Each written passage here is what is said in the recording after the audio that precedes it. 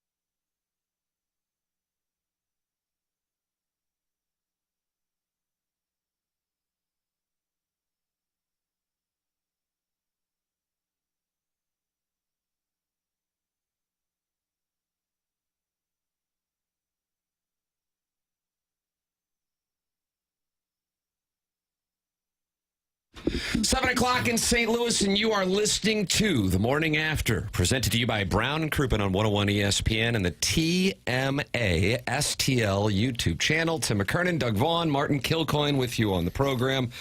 Doug on the ones and twos is Little Jackie Papers. I saw him standing over there. But tomorrow, neither one of us will be here as we are spending the night together at the Ritz-Carlton in Clayton. We're going to have some Han bombs and get to know each other better. That's kind of something that I like to do with producers over the years. Huh. You take each one on a night out to the Ritz? Mm-hmm. It's a chemistry night. We call it chemistry night. It's always right around the 4th of July. Jackson loves America, as you know. Yeah. And this is how we celebrate. Chemistry night. Yep. Okay. Separate rooms, no doubt. Mm-hmm. Adjoining.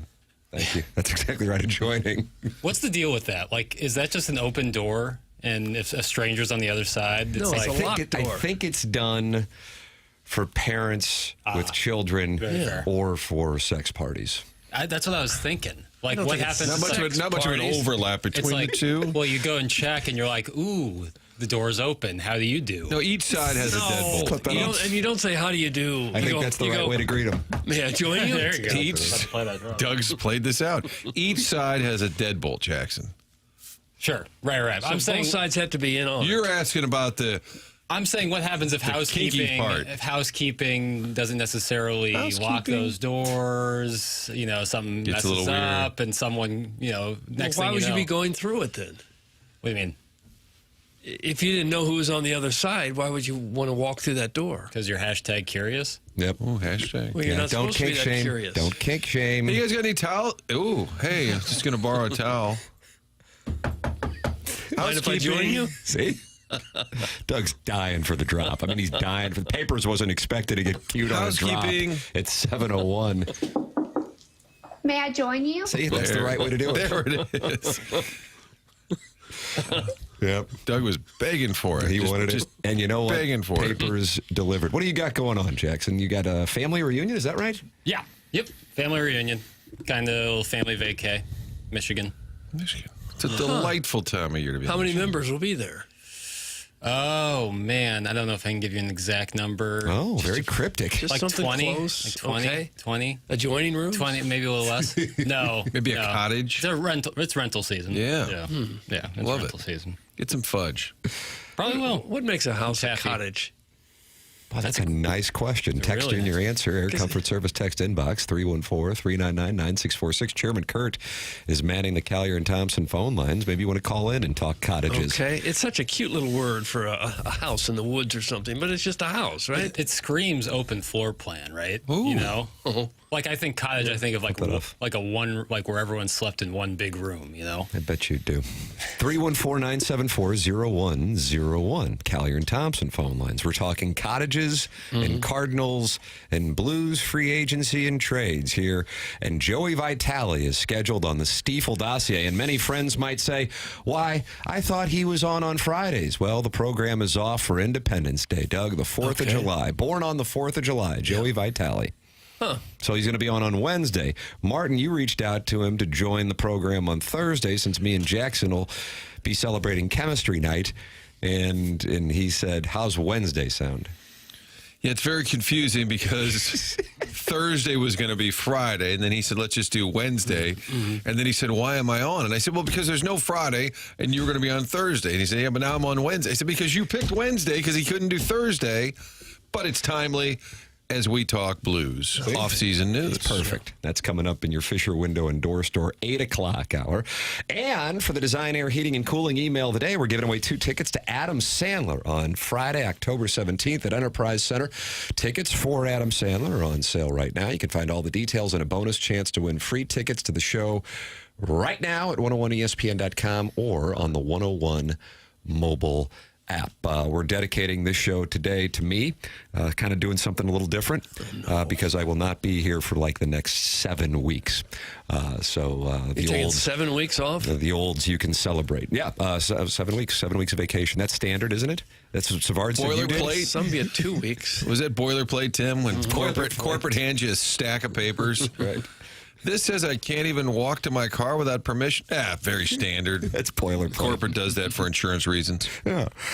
So there is your program today. Doug, you tell me here on a very rare Wednesday, Sadie Hawkins. Okay. What is the lead? I'm not sure. Martin, what did you go with on the lead last night on the 2 Fox? Well, in the early shows, Blues, news of the day. By the evening, Cards facing Paul Skeens. Pirates. You never go wrong with the Cardinals. Doug knows that. Right. When in doubt, it's the Cardinals. Bolduc, big-ish name, not a huge name. So Blues early, Cardinals late. Yeah, I think it's the Cardinals, and for that reason, I'm just not going to be much good to lose. You know, shutout now in 4 of the last 7 games. Just had a couple of big nights with the bat, and then go into Pittsburgh and got nothing. And so I'm just going to sit here and stew a little bit, if you don't mind. Now they've fallen 4 games out. Can't get the hit late in the game. Runners in scoring position. I'm just a mess at this point. Doug, they were 1 for 13 with runners in scoring. Is that even possible?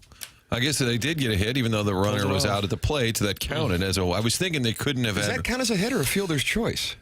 Well, the base hit where Contreras was thrown out, so they actually. Oh, okay. I thought you were talking about the ninth. Not the Scott. So I'm saying it sounds strange that they actually were 1 for 13 because they didn't score. A run. Yeah, what an anomaly. That counted as a hit with a runner in scoring position. Sure. Even though Contreras was out by, was that a country mile, Doug? Yeah, I think 2 outs. Probably got. I think you got to try.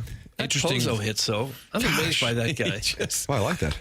He just applauded it. It's my guy. I thought John King was. John King is my guy, the arm barn. But the arm barn? In terms of the catching core, I'm a Pozo guy through and through. Yeah. And they keep using him as a pinch hitter. Yeah. You see him walking up there going, oh, is that the best? Oh, my God, he did it again. Yeah, he hits. God he takes bless a him. big swing. The Fever win in the WNBA Commissioner Cup's the lead. That's from Fish the People. Yeah. Without Caitlin Clark, right? Mm-hmm. And they lost, but she was on the bench cheering on Sophie Cunningham. Who has upset people by her take on the expansion cities? Upset's a strong word. Well, don't get upset. Well, I got to be honest with you. One of Jackson's favorite things on TikTok is when somebody superimposes themselves on a video and gives a take. It's like a floating head that Like cuts, a double cuts box almost. cuts in and out. Martin, are you on TikTok? No, but I'm saying TV you have a double it's box. not a double box. It's even more hackneyed than that. It's like just their head and body, like on the video itself. And then just given a take. Yeah, and it's like, It's you might be surprised to hear this, rarely positive, and so I don't know how this happened. I'm very disappointed in my algorithm. But one of the first TikTok videos I saw this morning was a woman just excoriating Sophie Cunningham for her WNBA expansion city take, and I'm like, God, I don't recognize this reporter. And it's just a lady on a couch in New York City with 400 followers. But for whatever reason, it found its way into my algorithm. And candidly, I'm furious. Now, I don't know the circumstances at all, but they don't matter, and I'm going to tell you why. That gentleman right there had superimposed himself onto a video with the floating head, and I immediately saw it, and I go, that sums up our industry and social media in 2025.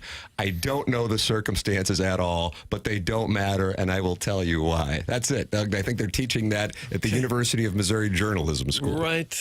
Yeah. You don't have the balls to answer whether or not you think Jeff Fisher should come back or not. And Rich in Maryland Heights had one show. It only lasted one show. Is that right? That's correct, Martin. It was a 1 hour from 2 to 3 on a Sunday, and one show. He decided not to come back after that 1 hour. The people were outraged. Sophie Cunningham said, you need to listen to your players. So when they picked the new, I can't believe I'm breaking this down, but That guy got us right off track. but I became interested. Like, what are people hacked off about? So it worked. I clicked.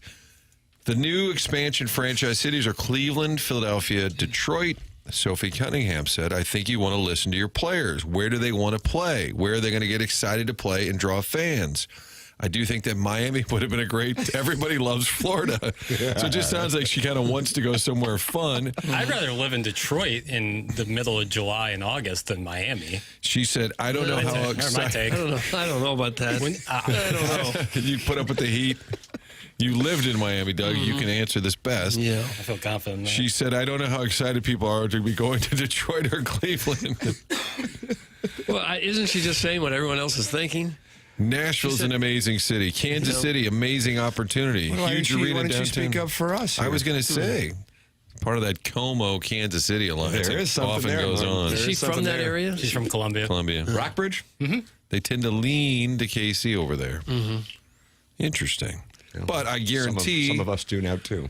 Was that the case when you? I'm sorry, Martin. I didn't mean to cut you off. Was the Columbia leading the little Kansas City a thing when you were in college? There is a thing from some Kansas Cityans, and I never have understood it, that St. Louis is an East Coast city.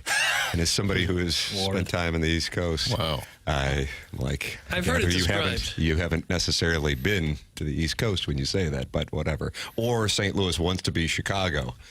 And I feel like we're doing our best to outpace Des Moines right now. Oh, I've heard St. Louis described as the westernmost eastern city and Kansas City as the easternmost western city. Yeah. People from St. Louis suck. Like St. Louis is kind of where the East Coast influence stops, and Kansas City is pretty much where the West Coast influence starts. Yeah, I would say I think we're more southern now. First TV job, Flagstaff, Arizona. Everybody was from California or Arizona. And they said, where are you from? And I said, St. Louis. And most of them said, oh, yeah, is that kind of near Chicago? Nice. And I said, You saying that about the best fans in baseball? more or less. I'm like, we got arts and stuff. They really didn't have a grasp on the middle of America. Well, not much happens here in the eyes of the rest of the country. Please clip off. I'd rather live in Detroit during the summer than Miami. Are you effing kidding me? That's Eric in the Central West End. Truly, I feel that like deep to my core. Why? I've been to South Florida in the summer, and I'd rather live on Jupiter. Have Like you it's been to really Detroit? Not brutal. the town of Jupiter. It's no worse than here. But outside areas of Have you been Detroit, to Detroit? not Detroit proper, but outside areas of Michigan that are really nice in the summer. You said And you're not Detroit. making $10 million playing in the WNBA living in Miami. Like it's a different world. If I'm playing in the WNBA, I would rather live in Detroit in the summer. And can I ask a WNBA? 100%. hill to die on 100%. You guys would rather live in Miami where it's 98 degrees and I humid? don't know if I've ever seen you this worked up on a take in my life. Well, people are ignoring the context, and that's what they're going to do. They're going to be like, Jackson rather live in I lived there Detroit than for Miami. 6 That's years, so dumb. and the summer No one's weather saying. is no worse there than it is here. I have too, and I thought it rains was every day. awful. About 3 or 4 o'clock you it live in rains. Miami? Not Miami, but Southern Florida. And it was I know this is very nuanced, but you're a nuanced guy. That's why you're worked up Big here. nuanced guy. Okay? This is odd, but on the Atlantic side, you get the breeze throughout, and the Gulf side can be more stagnant. That's fair. As strange as that might sound. waves it are bigger. does, Yeah, that's for sure. that probably would that actually is true. But from a breeze standpoint, it doesn't mean it's not hotter than hell. And when it rains at 3 o'clock every day, and then it's humid like you're in a sauna, that's brutal. Yeah. Having spent time in both, more time in South Florida than Detroit, I am on the South Florida side. But you know what, Jackson? I'm not going to kink shame or city preference shame either. Yeah, there's a tax thing too, Florida, that I also get. That's important to note. But you like high State tax. taxes. Some would think I do. But yeah, so that's important. But I'm saying, like, in the summer, if I'm making the average WNBA salary, I'm living there in July and August for the most part in June. I'd rather be in Michigan. That's a bad take. Apologize. Refuse. I think what Take some time off. what Sophie Cunningham is saying is true. Players would probably prefer to live in Miami or Nashville. But I would also venture that the league is doing it based on potential for success, right?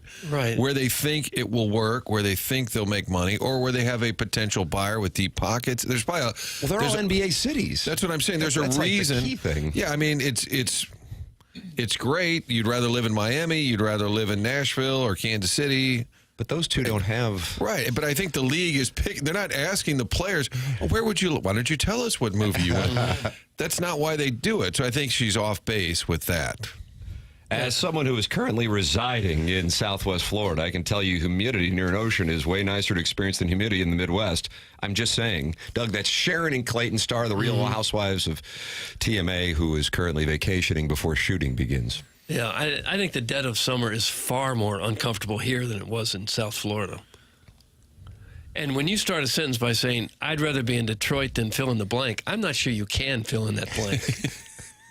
I'm not sure there's very few places in this country that I've been to that I'd rather not live in than Detroit. I think Jackson was thinking of Michigan at large, right? The whole The Detroit Michigan area. I'm not saying you have to live like downtown Detroit, but around Michigan or Grosse around Detroit. Pointe. Yeah, Auburn Hills is Birmingham. nice areas. Grosse Pointe. Yeah. Minnie Driver?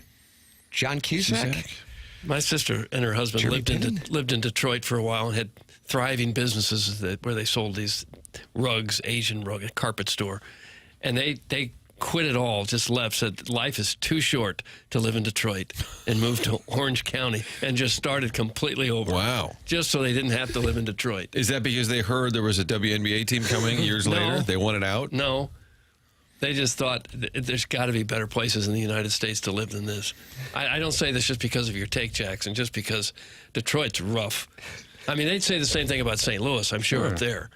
But Detroit's rough, like, and rough weather. I mean, we say like Detroit's rough, and people outside would say St. Louis is rough. We live comfortable lives. We're not Chicago's constantly rough. we're not Baltimore's rough. Constantly, Right. dodging hell.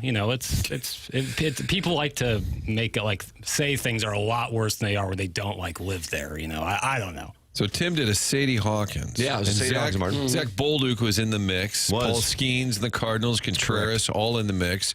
But some lady on her couch in New Jersey took us down this path. And we bought right into it. Damn it. Usually we're pretty focused, too. You can text in and get us off track as well, 314-399-9646. Air Comfort Service is the sponsor of the text inbox.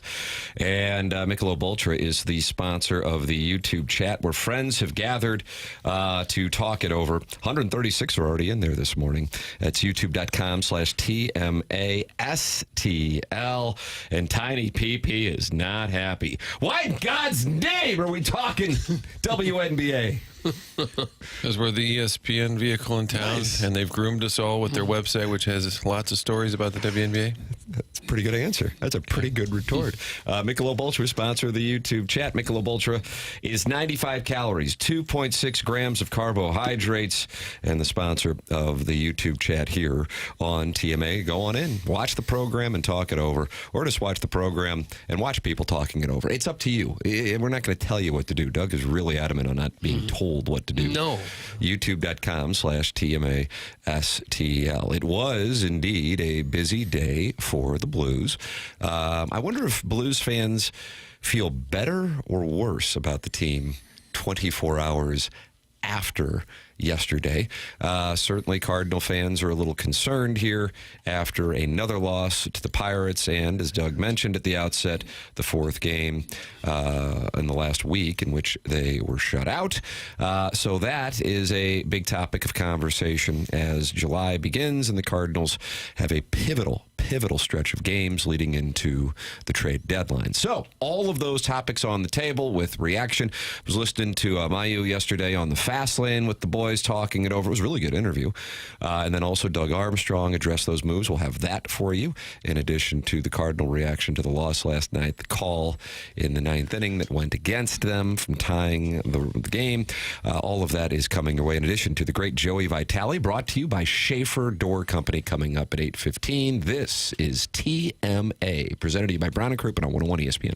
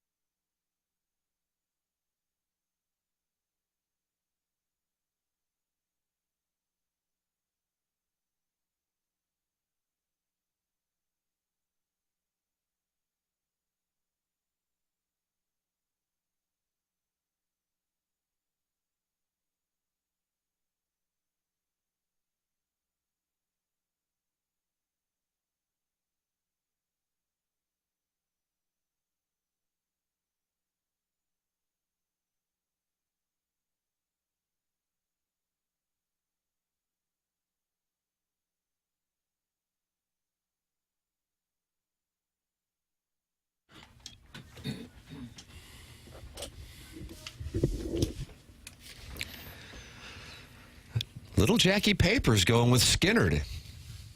What is our theme? It's almost Independence Day.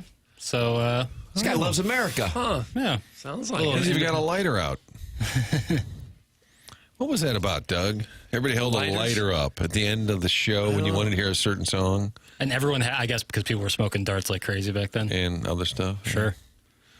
People still do that from time to time. I think now they hold their phones It's up. fun. Right? It's fun. Yeah, phones. It really Same. lights up. Like if you go to like Enterprise Center for a concert and everyone turns their phone on, it gets pretty bright. St. Louis can't even get a mention for the WNBA. No way an NBA team would ever consider coming here. We're the worst. We were lucky to get the... I can't read that, but it's a reference, a slang, unfortunately, for soccer players. Probably have heard it before, but... You'll have to hack into the text inbox. It is unfortunate, Martin. Wearing their pink costumes. Suck at you, losers. That's from Starfish Street. Gosh. And we just can't shake this WNBA topic. All it took was one text, and it's still going on. We're going to do 4 hours on that today? I think I'm gonna force pivot here on TMA 101 ESPN show, presented to you by Brown and Crouppen. Doug, you said Cardinals is the Sadie Hawkins lead, and that's what we're going to go with. 1-0 the final last night. Martin, you referenced the Cubs winning. Brewers were one of the many games rained out yesterday. So the Cardinals now fall 4 games back of the Cubs, sitting at 47 and 40, and they will have an 11:35 game today that should end by about 1:05. So if you have Mitch Keller on your fantasy team, like the Southside Seaman does, we're expecting big things today. We're expecting big things. Okay. Big things. Boys will have a little day off. Then Chi-Town stand up. And, but maybe they'll surprise me because they got shut out last night and they're like, okay, we got to do some raking here. We can't get swept by the Pirates. But, Martin, nobody's playing better than the Pirates That except actually is the Marlins. The Marlins are on an 8-game winning streak. The Pirates are on a 5-game winning streak, and the Marlins are on an 8-game winning streak. So the players are saying, you don't need to undo the whole system. It's working just fine. That's the We don't message. need a work stoppage. I would love a pregame chatter at the cage where they're saying, let's get this over. Man, we could be in Chicago by 6 o'clock.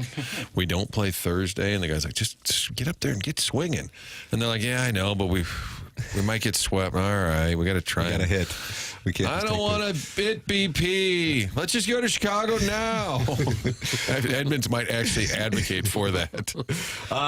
The Cardinals losing last night 1-0. When you were watching the play in the 9th inning, did you think that Fermin was safe initially? I did. That's why I'm asking. Did. You thought so too? Big time. I really did. And then I saw the replay, and I'm like, they got him on the helmet. Yeah, it was about as close as you can get. Right. What did you guys think live?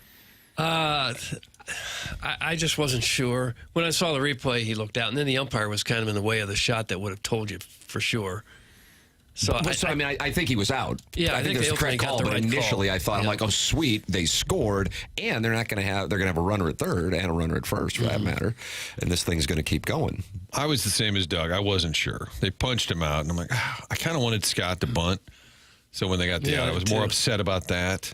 And then the replays, I thought his hand even like popped up in the air. Yes, as weird as that's that is, correct. like It did. You're right. his fingers, his palm was down and his fingers were up. As strange as that all sounds, disappointing. Doug, it was right there. Andre Palante, 7 shutout innings.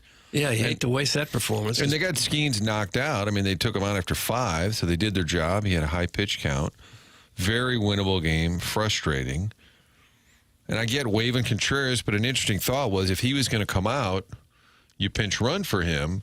But I guess they weren't sure at that point. You don't take him out, not his bat, after he got hit. 14th time he's been hit. But if you had run for him, you might have had a better shot at scoring that run. Yeah. Bottom line is you've been shut out twice, last week twice by the Cubs. It shifts quickly because we're talking about Brant Brown, Brownie this, Brownie that, all of a sudden then the lineup just can't hit. But Arenado's injured. Newt's kind of injured. Like half the team is injured right now. Contreras said after the game he didn't think he'd be able to play today. Right. That seems reasonable. Yeah. I wonder if they might bring up the Pleasant Gentleman to play some first base. You're always advocating for the Pleasant Gentleman. Yeah. I thought this past week was the time. They don't have any right-handed bats with power for the most part. Herrera's out. Walker, in theory, is a right-handed bat with power. He's still out. They got Hampson his at bat last night. Yeah, he plays every damn day. He's like the key to the whole team all of a sudden. Who would want it to be Garrett Hampson's regular appearance in the text inbox? Jackson is changing names today, and then when are you going to stop doing it? Because you're not here tomorrow. We're off on the 4th of July. Are you going to extend your name changing? Or for those who don't have a name in the TMA, on TMA, this is your time, 314-399-9646. But Jackson cuts it off usually after the first week of each month. Yeah, I'll extend through Wednesday of next week. Wow. So, What a gesture. Why'd you do that? Because you love America. That's a reflection of his love. for America's birthday. Nice. Stop talking starting pitchers out when they haven't. Stop taking starting pitchers out when they haven't given up a run. It's from the 314. That's a reference to Palante, Doug, who have not given up a run. I appreciate that take. I agree with it, too. 94 pitches, so it didn't bother me as much, but in general, I do agree. Unless he comes to you, and we don't know this, comes to the manager and says, I'm out of gas. Take me out. Obviously you take him out then. But if you ask him how he's feeling, he says, I'm doing great. If you ask the catcher how he's looking, he says, he's doing great. I'd leave him in. You could also put him out there, and you don't know. He might have a 6-pitch inning. He might have get through it in 7 or 8 pitches. He's just mowing them down, and you say, wow, you got us through the 8th. At least leave him in until he runs into trouble. Correct. He gave up 1 hit in 7 innings. 1. And you took him out of a scoreless game. Here is Ollie Marmol's reaction to last night's game, encompassing both that 8th inning we're discussing and the Fermin play in the 9th. Gosh, it's one of those games where I loved it and hated it all at the same time. The reality is we got him out after 5 and didn't do a whole lot against their pen either. I thought we took some good swings, but came up short. I mean, even the Burleson line drive, the Pham runs down just out in front of the changeup with Gorman, but fell short today. We had to execute a little better than we did. You take your chance there and see if you can get underneath the tag. Unfortunately, Call did, and he's out. But, you look at Maton's been really good for us. Those are the 2 softest hits possible to score a run. There's nothing you can do about it once it leaves the bat. But I felt like he made his pitches, and unfortunately, those balls found grass, Base hit. They didn't hit him that hard. Yeah, I'm just uncomfortable when a guy's really rolling along like Palante was to ever take him out. And what is the number? Like 94 is a high amount of pitches nowadays, but who cares, right? I think it varies. It varies on how you're feeling on a particular day. Some days after 70 or 80 pitches, a pitcher probably feels like, I'm done. And some days he probably feels like he'd go all 9 innings if you need him. It's like 75 years old hits people differently. Some people at 75, they're doing just fine. Some people at 75 look a little rough. Even day to day, you feel different. So I do share the opinion on that. And it's not like the bullpen got rocked, but 1 run was all it takes when the team is struggling to hit. And it's one thing if you're not able to convert against Skeens, but you carry that over from Heaney. And that certainly is when you go, that's a little rough. And Keller has been pretty effective. Even though, just like anybody else who starts for the Pirates, you're not going to have a lot of wins just by being on that particular roster. Sergeant Major Rose is on the Collier-Thompson phone lines, Doug. I guarantee you this guy is wanting to talk about the United States of America. Good morning, Sergeant Major Rose. Good morning, boys. Of course, happy 4th of July coming up for everybody. And right back at you. Much deserved time off for all you fellas. Unfortunately, I guess I'll be stuck dealing with a protest on the 4th of July here in our nation's capital, but what's new? Yeah. I wanted to pass along, one of the guys that works on my detail, he's from a small town in Pennsylvania. He's an all things Pittsburgh fan, and last week when you guys had Joey on, and then of course today you're going to have him on, he got super geeked out, but he's like, wow, I love that guy, but man, it proves the NHL doesn't do drug testing. I don't know what that means. Oh, gosh. My goodness. But he absolutely loves everything Pittsburgh, and he's a super fan and will be listening to Joey today. So. Well, let him know that Joey Vitale knows Sidney Crosby. Well, that's what I let him know. That he's a huge Sidney Crosby lemming, and that Joey knows him quite well. So Okay. But yeah, it was a great time with him, and I tried to explain to him. I'm like, no, that's just how he is. He's kind of tough to explain. He's all speed, no drag. I mean, that guy is off the chain. I love it. So. Yeah. Well, good luck this weekend. Yeah, well, hopefully we got a bunch of angry moms coming into town on the 4th. That'll be fun. So at least they're walking, not driving, so we'll see what happens. I'll do it because I honestly don't know. I was just going to say, what's doing? I'm fine with doing it because, once again, Doug, unfortunately for you, I know you want me to, but I am not running for office until 2028. Oh, it's a miss. I felt stupid not knowing. Yeah, I don't know. I am so detached. What are the angry moms coming to Washington D.C. that you're going to have to deal with? I don't know. Is it about WNBA expansion?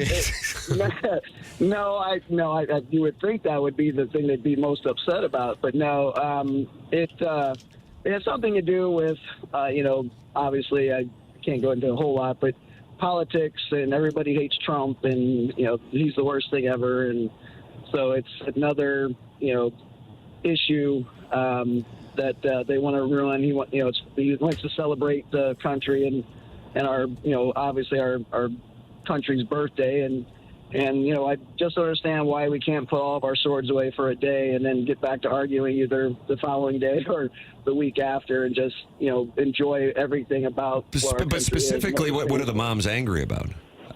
I believe it has something to do with. It's a combination of a lot of things. The Roe v. Wade decisions last year, the human rights issues that they want to claim about the ICE department and things that they've been doing. It's a combination. The list is so long. I'd probably be told to drink bleach by half the audience before I had a chance to run through it all. So yeah, well, don't do that. No, but it's just what's happening on the 4th is what we call a typical Friday here in the nation's capital. Okay. So. Yeah. All right.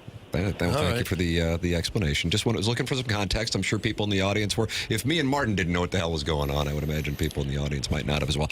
Sergeant Major Rose, we always appreciate your calls. And as Doug said, best of luck this weekend, sir. Thanks, guys, and tell Joey we'll be listening and looking forward to the entertainment and the update on the zoo at his home. Yeah, that's correct, Doug. A lot of farm animals there. Thank you, Sergeant Major Rose. Joey Vitale on the Stiefel dossier coming up at 8:15. You are welcome to call in as well, like Sergeant Major Rose did from Washington, D.C. The number is 314-974-0101. Collier and Thompson, sponsor of the phone lines here on TMA. 100 West Dental is a real loyal TMA sponsor. Dr. Brandon Pryor and his team are online at 100westdental.com. And I know plenty of people are like, I really just don't want to go to the dentist. I understand that. Plenty of people feel that way. But here is the deal. You got to go because dental health can impact the rest of your health if you don't get checked up. And that's what 100 West Dental can do for you, is get you in and out with the latest technology. You go in there. It's located on Manchester and Baldwin. Does not look like what you think of when you think of a dentist's office. New technology. You can book your appointment online, even if you don't have dental insurance. Their membership plan aids in the costs of your dentist's appointment. It's 100westdental.com, 100westdental.com, located on Manchester in Baldwin. Dr. Brandon Pryor and his team. He's a loyal listener of this program. He had his staff out at the Dotem. It's 100 West Dental, and if you're interested in Invisalign, give them my name, and you get $1,000 off Invisalign at 100 West Dental. If you're not sure how it's going to look, if you want to go through with it, they can virtually show you what it will look like after the procedure is complete with the technology they have at 100 West Dental, online at 100westdental.com. Something that I do think is encouraging, and I know kind of the way that it works, and this is human nature. This isn't chastising anything. It's just the way that it works. After a win, everything's great. After a loss, everything's bad. But when you combine the recent Gray start, for the most part, Libertor's body of work this entire year. He did have the rough spots in June, a couple of them, but now Palante has strung together 3 really good starts. And, the reason why throughout the course of the season that I have kind of shorted the Cardinal market as far as really being a dangerous team is I don't think that the pitching is there, and the offense most likely isn't enough to compensate for it. In comparing and contrasting, say, 2011, when they really only were relying on one starter consistently. And Tony La Russa, by the time the postseason rolled around, was pulling starters super quickly. Edwin Jackson, Kyle Loesch, Jaime Garcia. This team doesn't have Albert Pujols, Matt Holliday, Lance Berkman to compensate for that. But you have seen Gray, you have seen Liberatore, and now the last 3 starts, Palante, that can give you something to work with. Now, I don't know if that's realistic to continue, but it's certainly encouraging. That was a hell of a start last night, and it's coupled with 2 other ones here. Yeah, it's 18 innings, 2 runs. I think it's when I launched into the bullpen, I was trying to find a way to get McGreevy into that rotation. I knew they wouldn't touch Michaelis or Fetty, which is frustrating. So on this show, Doug, I said, let's just put Palante in the bullpen. He's a quality reliever. Give his spot to McGreevy. Since I said that, he has strung together 3 great starts, so he was listening. I see the Cardinals as a team are 7th in all of baseball in quality starts, 12th in ERA, 8th in runs scored, and 2nd in fielding. So they're doing some things right. Yeah, I do think they're a little bit better, I think, than maybe we give them credit for. I do think missing Herrera has affected the offense ultimately here. Yep, I agree with that. He's such a good bat. And they had, he went on the IL the Friday of that Red series, but they were able to win 2 of 3, and then the first 2 games against the Cubs. And so it kind of flew under the radar because they had won 4 of 5, including 2 games that had a lot of value against the first-place team. And then you look at it since then, and we were citing that data, 4 shutouts, rough. I do think that is important to the conversation. But as we also were saying, the team is beat up. Plenty of other teams are beat up. Perhaps the one that stands out the most as far as the surprise goes with their injuries would be the Astros. I mean, that's a team that's just been absolutely destroyed by injuries, and yet they've had a hell of a year, both relative to their expectations going into the season. Of course, you had the Tucker trade, but also the health of that team. Cardinals now dealing with it, and it's impacting the offense, whereas the rotation has been really healthy, comparatively speaking. Your thoughts are welcome on any topic, 314-399-9646. Air Comfort Service text inbox. Callier and Thompson, sponsor of the phone lines, where Sergeant Major Rose was calling in, 314-974-0101. And a couple hundred people are in that Michelob Ultra YouTube chat talking it over and watching the show, youtube.com/TMASTL. Subscribe to the TMASTL YouTube channel and watch clips and the live program anytime you would like. Joey Vitale is going to be joining us at 8:15. We're going to get into the Blues moves yesterday. The question I'm posing to the audience, do you feel better or worse about the Blues' upcoming season than you did at this time yesterday before the moves, and some of the moves that perhaps you were hoping the Blues were going to be able to make, in which players went elsewhere? That conversation and Doug Armstrong saying something that is going to piss off Doug Vaughn next on TMA 101 ESPN.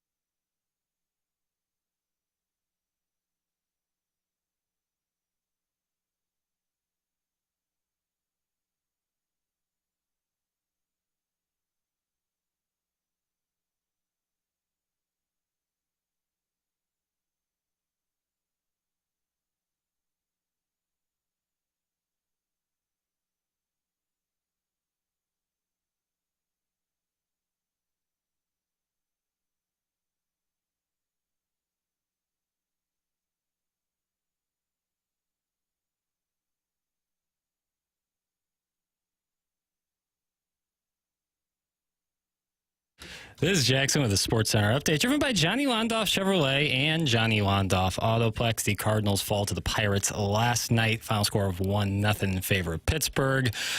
Final game of the series today in Pittsburgh. It's going to be 11:35 first pitch with Sonny Gray on the mound for the Cardinals. That was another Sports Center update driven by Johnny Londoff Chevrolet and Johnny Londoff Autoplex. See them at Londoff.com. Chevy, together we drive. Are you kidding me?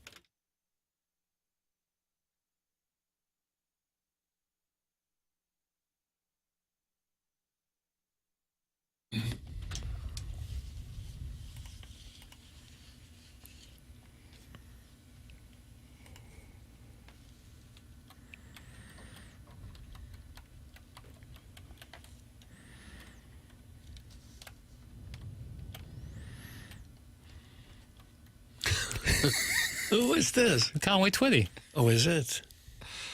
The song was released 52 years ago. The old 52nd anniversary, Martin. Big 52. Big milestone for a lot of artists. Conway Twitty. He's a seminal American artist. Feels older than that because 52 years ago would have been 73. Doesn't this feel like it's in the 50s or something? But Jackson, as you know, he stopped loving her today. I mean, Doug, is it the greatest of all time? I don't know. You tell me. I don't think so. But if memory serves, that was 1980, and that sounds like that could have been made in the 1950s. George Jones, think about it. No, I don't want to. All right, fair enough. If you want to talk George Jones, we're taking your calls, 314-974-0101. Callier and Thompson phone lines. Text in, 314-399-9646, Air Comfort Service text inbox. And remember, if you are a loyal listener, maybe now that we've been on 101 ESPN for 9 months, you're going, okay, I kind of get it. This show's really bad and stupid. But I want to be able to interact and have a name where I can tell you guys how bad and stupid you are. Then what you do is you text in during the first week of the month, and Jackson's expanded it, in honor of the United States of America and the 249th birthday we are celebrating, because the 49th birthday is almost as big as the 52nd birthday. 249th birthday, we're celebrating here. Jackson is going to extend to next Wednesday, updating text names. So if you want a text inbox name, 314-399-9646. And all you ask, Jackson, is people are polite with their requests, and their requests are something that can be read on terrestrial radio per the Federal Communications Commission. Yeah. That sums it up. I just observed a little Jackson back and forth with the text, and he said, I'm just going to clean it up a little bit, which is nice. Okay. Right. There is a little bit of a editing process at times. Right. Somebody wanted something that Doug would call vile? Vile. Gross, maybe. Yeah, it's just like there's a certain terminology that you can use, and Doug, you want him blocked? Yes, block No, this stuff. no. It just needed. It needed. I was watching it happen in real time, and I thought Jackson just cleaned it up a little bit. Yeah. Nobody wants to hear about Rick Majerus' poop towel at 7 in the morning. That was the request. Now it's Rick Majerus' towel. It accomplishes the same thing. And I'm on board. Yeah. Good job, Jackson. Thank you. Look at you, Jackie Papers. I have a question about the Stiefel dossier and an observation. The Stiefel dossier features Joey Vitale in segment 8-2. Doug, that's 8:15. Sure. 8:30, I'm sorry, to the listening audience. The next segment is 8:3. Do you see it on the Stiefel dossier? I never know if Doug has the living, breathing I don't dossier. have it called up at the moment, no. The title of the segment is Cardinal Want Wingy, but then there's nothing else. Cardinal Wingy? They want Wingy, which was also in yesterday's dossier. And I had stuff for that, though. But I looked at it yesterday, and I said, what does that mean? It says Cardinal Want Wingy, and then there's nothing under it. Think about it. Just think about it. That will develop in time. Well, what's confusing, because it's a live, living, breathing dossier. Yes, it is. Right. Right now, just pop something in there for pumping Tim. life into it as we speak. We went to the Sophie Cunningham WNBA take. That was scheduled for 9-1, Tim. Was it? Yes. Oh, wow. I didn't realize. We're a little ahead of schedule. In 9-2, I just wrote down free space, like bingo. Well, you beat me to the punch because I want to make the observation that Cardinal Want Wingy, and then there's nothing after it, and then 9-2 is just blank, and then I jokingly, but sometimes I guess what I think is an obvious joke might not be an obvious joke. Doug, you're familiar with Caden Cross, a delight. She's been on the program multiple times. At this point, she's the Martin Scorsese of the San Fernando Valley. It's been a while. She's still around? Yeah. I think she's still in her 30s, as a matter of fact. She's been committed to the great Manuel Ferrara now for 13 years. She has a daughter, but she's a director in the industry, friend of the program. And I'm doing a podcast with her. We're in the process. And I sent clips over. I was editing them, and I sent them over to Jackson last night to see if he could see and if it had worked out. And I jokingly said to Jackson, because one of the clips would probably not be what some might say appropriate for terrestrial radio. And sure enough, in clearing the deck, that clip is in there. Oh no. Well, and I thought it was obvious I was joking, but clearly I didn't. I struggle sometimes, and I wonder if listeners out there struggle. It's sometimes tough for me to pick up on stuff over text. But that's on me. That's on me. But in general, like with text, I kind of always take stuff as like. Sometimes it's pretty obvious. When you originally texted me that this morning, I go, bold play. No, you didn't. You just gave me the heart emoji. Yeah, but like in my mind, I was thinking to myself, bold play. Bold play. But it's so bold, it's obvious. I mean, she's talking about a... Yeah. No. I mean, she's really like Sir David Attenborough of adult. Sir David I don't understand that. The way she was describing the situation was very planet Earth, you know. So it's a sexual conversation. Well, no, we had just connected the Zoom on Monday. I'm in the TMA studio down the hallway, and we're just BSing about what's going on. She's got a bunch of construction going on at her house. She lives in Malibu, Doug. So maybe, does she maybe really? At this point we all should get into the industry. Who says we haven't? and then she goes, "What do you think of all the construction?" And I said, "Hey, it's great." But I wanted to get into this thing that she had just shot, which is an act, Martin, that will have to remain off this particular station. And I sent that clip over to Jackson just to make sure that he could see the clip and the audio was fine and everything, because usually I'm not the person using the editing software for the purpose of the podcast.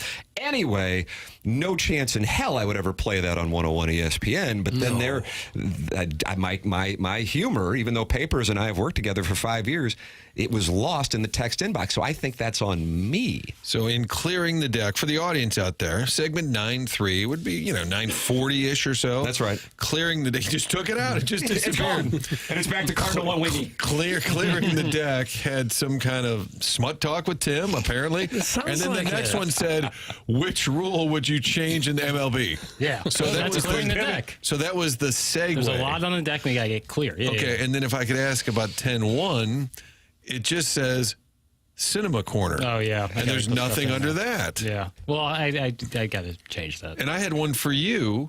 Mm-hmm. Top 5 Brad Pitt movie, since this F1 is a huge hit. Yeah. Let me think on that one. Yeah, sit on that for a minute. I'll sit on. I'll put that in Cinema Corner. 1. Nice. Okay. You lost me after you said these two porn stars can afford to live in Malibu. That's correct. Yep. Really? They're making that much money? Yeah, I'll show you the clip of the interview, and you'll be like, God, that's a really nice house. Yeah. Oh, I'm sure it is. That OnlyFans thing has opened up a whole new world. But Watch homes this, Martin. A whole new world. Is that Okay. Peebo Bryson? I think Am I so. right? Thank you, Chairman. I think so. But the homes in Malibu, at least those on the water, would probably start at $15 million. There was some foliage in the background, so I don't believe they're on the water. Okay. Oh, they're one of the poors in Malibu. The poors in Malibu. 314-399-9646. Jackson's a heart emoji guy. Big shocker. What a dork. That's Nathan from the east side of Alton. I think it was a sarcastic heart emoji. Mm-hmm. Does that change things for you, Nathan from the east side of Alton? No, I'll heart whatever I want. I don't live by Nathan from the east side of Alton's rules. Well, then block him. No, I'm not going to block him. I'm just telling you, I live by my own... I have my own code. I love Jackson, but today does look a little thin on content where 8-3 was just Cardinals one wingy. 9-2 is free space. 10-1 was Cinema Corner, and there was nothing underneath.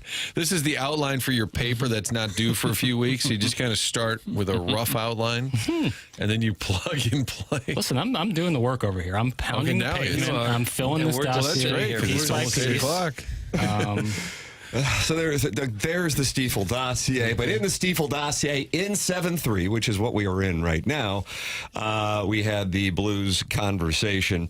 And, Doug, you're not going to be happy with Doug Armstrong. And I know he's sat right where he didn't say hockey your trade, gong did he? is, but you're going to have to listen to it. Doug on Doug crying? Yeah, here, take a listen.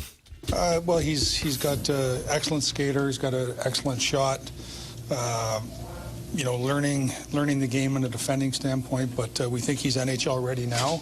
I talked to him. I told him he'll have the opportunity to.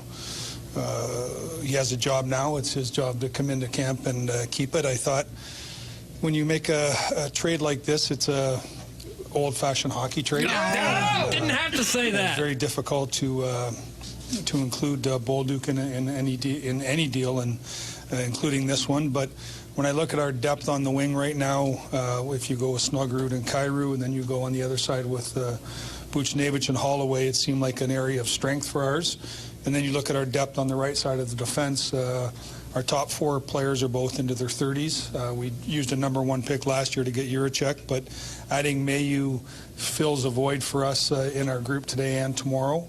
And in a league where you have to give something to get something, we gave something that we had not a surplus in, but a good winger that we have wingers in, and I think Montreal gave something on the right defense that they have a surplus in. So time will tell how it works out, but I think both teams are excited. Hit the goal. Right off the post. Oh. He didn't have to say hockey trade. Of course it was a hockey And if you trade. see the video, I think he kind of even smiled a little, like Yes. he knows. Yes. I'm serious. He kind of made a face like, well, it's guys, a hockey trade. Of course it is. But Well, listen, you have to wonder if Army's listening, and if he's Nathan from the east side of Alton. Well, I didn't go that far, but what if today's run into Army, Doug? And he Just say said, trade. Just and he say said, it's what a happened to trade." free space at 9-2? What'd you guys end up doing? I would love that. It was a hockey trade, but Of course it was. I don't know. The other guy coming this way has only played 8 NHL games, and a hockey trade, by definition, according to Strick, is somebody who has played at the NHL level. I don't know. You got to trust Army always. I understand they need a right-handed defenseman. God, I thought Bolduc was a rising asset. I did too, and I thought he really came into his own under Montgomery. for sure. He was kind of a mess, might not be right, but you're going, oh, this might not be working out here with Bolduc, and Montgomery comes in and he frees up his mind, which then leads to freed up play. And now, listen, he did not. Kyrou gets some attention, or a lot of attention, for his playoff series against the Jets. You include the context of getting lit up by the delightful Logan Stanley, who really had Jimmy Snuggerud on his dance card every night for whatever particular reason. But he did get a big hit in the first game. Kyrou did. And I think that may have impacted his play. Maybe I'm giving him an out and it's not fair. I don't know. But also Bolduc didn't have a great series against the Jets. And so if we're going to analyze things. But with that said, Martin, the trade news broke at like 10:40-ish yesterday morning. And initially, the response of the audience is a great deal of excitement because we didn't know who the Blues were sending. And I think the thought process was, sweet, got a young 6'3" right-handed defenseman that, eventually, and maybe it'll be this way out of the gate, I don't know if that'll be the case, in your top 4, they fill the need. But I think the initial reaction, and again, you only had about 5 to 10 minutes of people not knowing who was going back to Montreal, was because people didn't think it would be somebody like Zach Bolduc. And then when fans found out it was Zach Bolduc, it's not everybody. This isn't universal. I'm sure some will text in and say, no, I still love it. But there was a lot of backlash to the trade because Bolduc was going. Yeah, I'm not crazy about the trade, but Army tends to be right more times than he's not. I couldn't tell you anything about Logan Mailloux, but they obviously have done their homework on him. So I get the idea that you wanted to get younger, and he said, you don't know how often players like this are going to be available. If we're going to upgrade at that position, especially a right-handed defenseman, which they had mentioned they wanted to get, so you got to give something to get something, Doug. Who said that? Mm-hmm. Was that Steven Stills? You love the one you're with? Get something to give something. I think you're right on that. So I'm disappointed that Bolduc has been shipped out, but they addressed a need, Doug. They certainly did. As he said, the defense is getting older, and they were short on the right side. And Armstrong, it seems like his batting average is about 800 on the moves that he makes. So I think he's got the equity that you just kind of trust him and know what he's doing.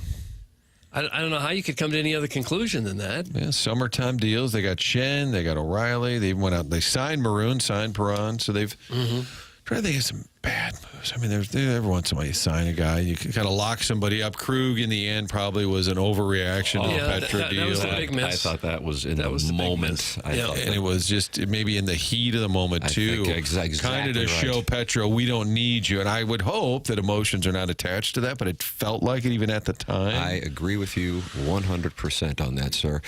So you have that move. You have Bolduc going.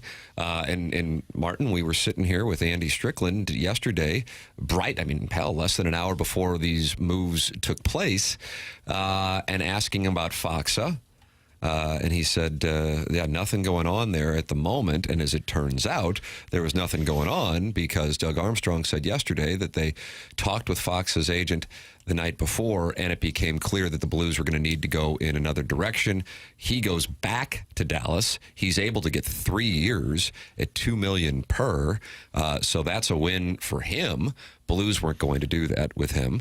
So the Blues then lose Faksa as well. We were talking about Granlund and the possibility there. That didn't happen. He's off the market as well. So now the Blues have gone with Nick Bjugstad, and that is the Faksa replacement. Even though I know a number of Blues fans, and probably the Blues themselves, I think, were hopeful that they would be able to keep Faksa. That isn't going to happen. So Bjugstad in, Mailloux in, and Bolduc gone, Faksa gone, and so as you can imagine, people are going, okay, I don't know, is this going to set the stage for another move? But at this point, would that move be via free agency or would it be trade? What do you guys think? I think they'll probably lay low here for a couple of days, let the market kind of cool off. I would think. But Bjugstad is not just he's not just a guy. He had more goals than Bolduc had last year. He scored 22 goals, 23 assists. He's been a productive guy. So maybe that move is a little underrated. It was one of the best seasons he's ever had, but he's a decent player, and I think they'll get some mileage out of him. I think, and in general, you never assume Armstrong's done, but their area of strength was at the wing, and that's what they traded from. So I don't see them doing anything major at this point. And your top four defensemen, you've got Broberg, Parayko, Fowler, and Falk. Falk, of course, is getting older and maybe not at the top of his game. But if you add in this Mailloux, who they believe in, I like that Tucker towards the end of the year. So I think they feel they've got enough options on defense. I'd be surprised if they did anything major at this point. Yeah. I would too. Nick Leddy is probably gone, do you think? Well, I think probably sever ties with him. Yeah, I think if they can. I don't have his contract situation right in front of me, but right, I think they'd be willing to move him. Yeah. Mailloux appeared on the Fast Lane yesterday. If you did not get a chance to hear that interview live, I would recommend going back and podcasting like the Dickens. Anthony Stalter, Jamie Rivers, Kerry Davis, and Marshy Marsh and the Playful Posse had a chance to talk it over with them. Here is the new Blues defenseman on finding out that he would be leaving the Canadiens and joining the Blues. Take us behind the curtain here. What was it like to get the phone call, and what was your first impressions? You're going to be a Blue. Yeah, so I heard from the GM in Montreal, Ken Hughes, was the first to call me, and he told me that something was going to happen. And I kind of figured after the Dobson deal that the Habs made a couple of days ago that something might be happening anytime, but then he told me that I was going to be going to St. Louis, and no, I was pretty pumped. So Doug Armstrong called me right after, and I spoke to him, and I spoke to Jim Montgomery as well. So no, I'm excited to say the least. Post again. Logan Mailloux yesterday on the Fast Lane. You can podcast it on the 101 ESPN app. Dobbs Tire and Auto Center, sponsor of the podcast here on 101 ESPN. I just think learning to spell his name is not going to be easy. Is that right? I kind of feel like I'm there. But when we went to the pronouncer yesterday during the commercial break, we got Mailloux, and then we heard Doug Armstrong say Mailloux. So we discussed it on this program in the commercial break, and we are now opting for Mailloux. Okay. But I feel pretty good. Am I on Mailloux? Yeah, Mail with an extra L-O-U-X. Mailloux. Yeah. Nice. Mailloux. Doug, does that do it for you? Nobody breaks down a hockey trade like we do. We will spell the gentleman's last name. Not a lot of shows go there. Thank you for saying that. That should probably be a promo. The worst is like in a playoff series when you're spelling guys from the other team's name a lot, and like with the Jet, like Mark Scheifele, like that was like, oh my God, so many I's and E's. Where did all these go? Chiefele. Yeah, and then the Hellebuck. There's a Y that comes out of nowhere. You'll get hurt. But then it's like Krzyzewski with the Z's. Where are they? I know they're there, but where do they go? I don't know. Yeah, it took me like a year to get Mason Wynn right because the Y is where you think the I should be. You don't know what's going on. Spelling's hard, man. Spelling's hard. So that's our breakdown? It is. This is the breakdown. Who's got a defenseman? Here's how you spell his last name. This is what for the sake of the show, the next time I see Dick Armstrong, I'm going to ask him if he's aware that a hockey trade is kind of a buzzword that people make fun of. You're going to have to watch. You're going to have to watch the involuntary reaction because I think, like Tony La Russa, he would never acknowledge he was listening. Well, they don't. I did not even listen, but just knows that people joke about it. I don't know. They don't say that in any other sport. The Cardinals don't say, well, we made a baseball trade. But they do say it in hockey, but I'm wondering if Army knows, I guess specific to us, but that people are like, oh, it's a hockey trade. You're right. The skipper would always say, yeah, I heard where. You're like, I heard where. He was always borrowing Joe Patini's car. Yeah, where was Lewis's car? I don't know. I assumed he had a nice enough vehicle, but Patini's car was Joe the one that would always have our show on. And Patini had the show on. Yeah, Patini's show was on. The skipper will be with us tomorrow. Yes. How about that? Doug, you ready for that? Ready to get slapped around by his event's coming up July 16th. He is working. I think we're going to do a little thing because his panel that night is Edmonds, Will Clark, Mike Matheny, David Freese, David Eckstein. It's a great event. I thought it'd be fun to just bring up each name and say, give me your favorite story about Edmonds. Give me a story on Eckstein, Freese, et cetera, et cetera. So Skipper will join us. Jackson is out. Tim is out. So start getting in your text now saying, oh, the show's terrible. Oh, no, where's everybody? Got that for the next, Doug. 7 weeks, 7-week vacation. You're going all 7 weeks. All 7 weeks. I mean, that's not fair. Like any player is going to come on a local sports radio station and say they're not excited to come to a crumbling, dilapidated downtown with crime that's out of hand. Doug, that's from the Veiled Prophet, who is not happy with... He's going from one of the most beautiful cities in North America to a lesser city of beauty. Wow. Lesser city. He's going to get a chance to play here. He only got in 7 games with Montreal last year. They already had it, and then it became even more intense when they acquired Dobson Friday, a logjam with their defensemen in Montreal, and the Blues had a real. Sometimes I feel like the Cardinals throw around the term they had a log jam in the outfield. I'm like, no, you don't have any logs. That's the problem. You got a jam. You got a jam. You got no a problem. But the Blues certainly had a surplus, so that is what led to a good old-fashioned hockey trade. Oh, but you don't have to say hockey. I'm kind of warmed up to it because now I get what it means. Well, yeah, it means this wasn't done because you're not dumping a contract or something. It's just. And you're not getting a prospect or a pick or cash. But you're still, getting that's all still hockey trades, no matter what the reason was you made the trade. But their definition of a hockey trade is that it's somebody who can play immediately, even though he's only played 8 NHL games. So. Just listening and learning. Okay. Does the Veiled Prophet ever stop bitching about the city? That's from the Warren County Wizard. Now, he's in Warren County, but he doesn't like the Veiled Prophet bitching about the city of St. Louis. And maybe now they're going to scrap. Yeah. I don't know.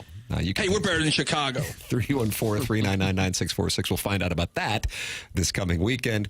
3-game series, but first, Doug, 95-minute tilt between the Cardinals and Pirates coming up today starting at 11:35. Should be a hell of a crowd on hand in Pittsburgh, as nobody's playing better than the Pirates minus the Marlins. Right. Pittsburgh on a 5-game winning streak. The Marlins on an 8-game winning streak. And the Cardinals will try to salvage a game. But Jackson has updated in the Stiefel dossier, not only Cardinal want wingy, but the Cardinals series wins record. It's 15-11 now. No matter what they do today, they cannot win the series. Doesn't matter. 15-11. The most important game they play of the year is this one. The next game is always the most important. It's the only Shut up, ravioli head. It's the only one you can do anything about. It's this one. Whether they win a series or not, you need the W. Jackson is multitasking because he's entering in all these new names for the loyal listeners while also still nailing the drops. Oh, my God. I'm like a short order cook over here, man. And I got fries over here, 6 burgers on the grill But top. you had time to hit ravioli head. That's Why am I the only ravioli head? That's We're all one of the from burgers. St. Louis. That's what the guy called you. Who called you that, Doug? Matt Money Smith. There's Right? Petro Papadakis.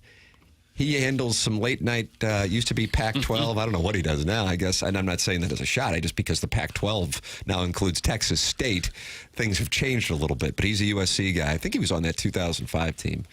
And he's big in L.A. Petro and Money, yeah. Money, I believe, was the guy who was going after Doug's take. I don't know what Doug's take was that upset him about L.A. Was he on the show with No, the guys? that was their show. They played clips of TMA, and that was their reaction. Was it Rams related? Could have been Blues and Kings, could have been Cardinals and Dodgers. think it We've was had a lot of Cardinal Waz. We've had a lot of Waz. I think it was Cardinal Dodgers. I want to say I could be off. And he called him he gave me a real shellacking. Oh, wow. Ravioli. Shut up, ravioli head. And Money is the voice of the Chargers, I want to say.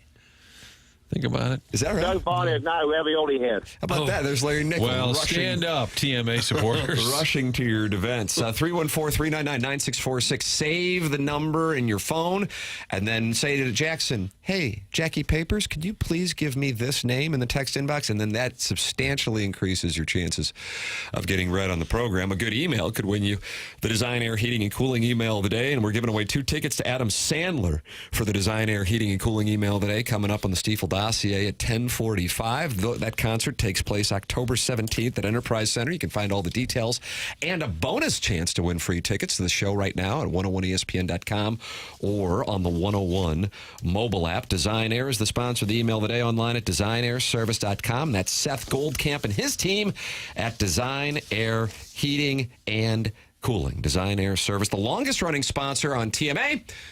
And Martin's a client, Doug's a client, and I'm a client. It's Design Air Heating and Cooling online at designairservice.com. Seth Goldcamp's team will come over. They will fix your air conditioning. You don't have to worry about being upsold. They're going to take care of it. They're going to take care of it quickly. So many TMA listeners over the years have raved about their experience with Design Air Heating and Cooling, and we ask you to support the sponsors, especially our longest-running sponsor, of whom we are all a client, Design Air Heating and Cooling online at designairservice.com. Joey Vitale joining us coming up at 8:30. Cardinals want wingy is coming up as well. And what does that mean, Tim, exactly? No, it says, in your lifetime or time covering these Redbirds, is there a season or time in a season that could be used as a comparison to this one when it relates to the trade deadline? I do have an answer to what I think is a very good question, and Cardinals want wingy. Tip of the cap to Jackson. That's coming up. It's TMA 101 ESPN.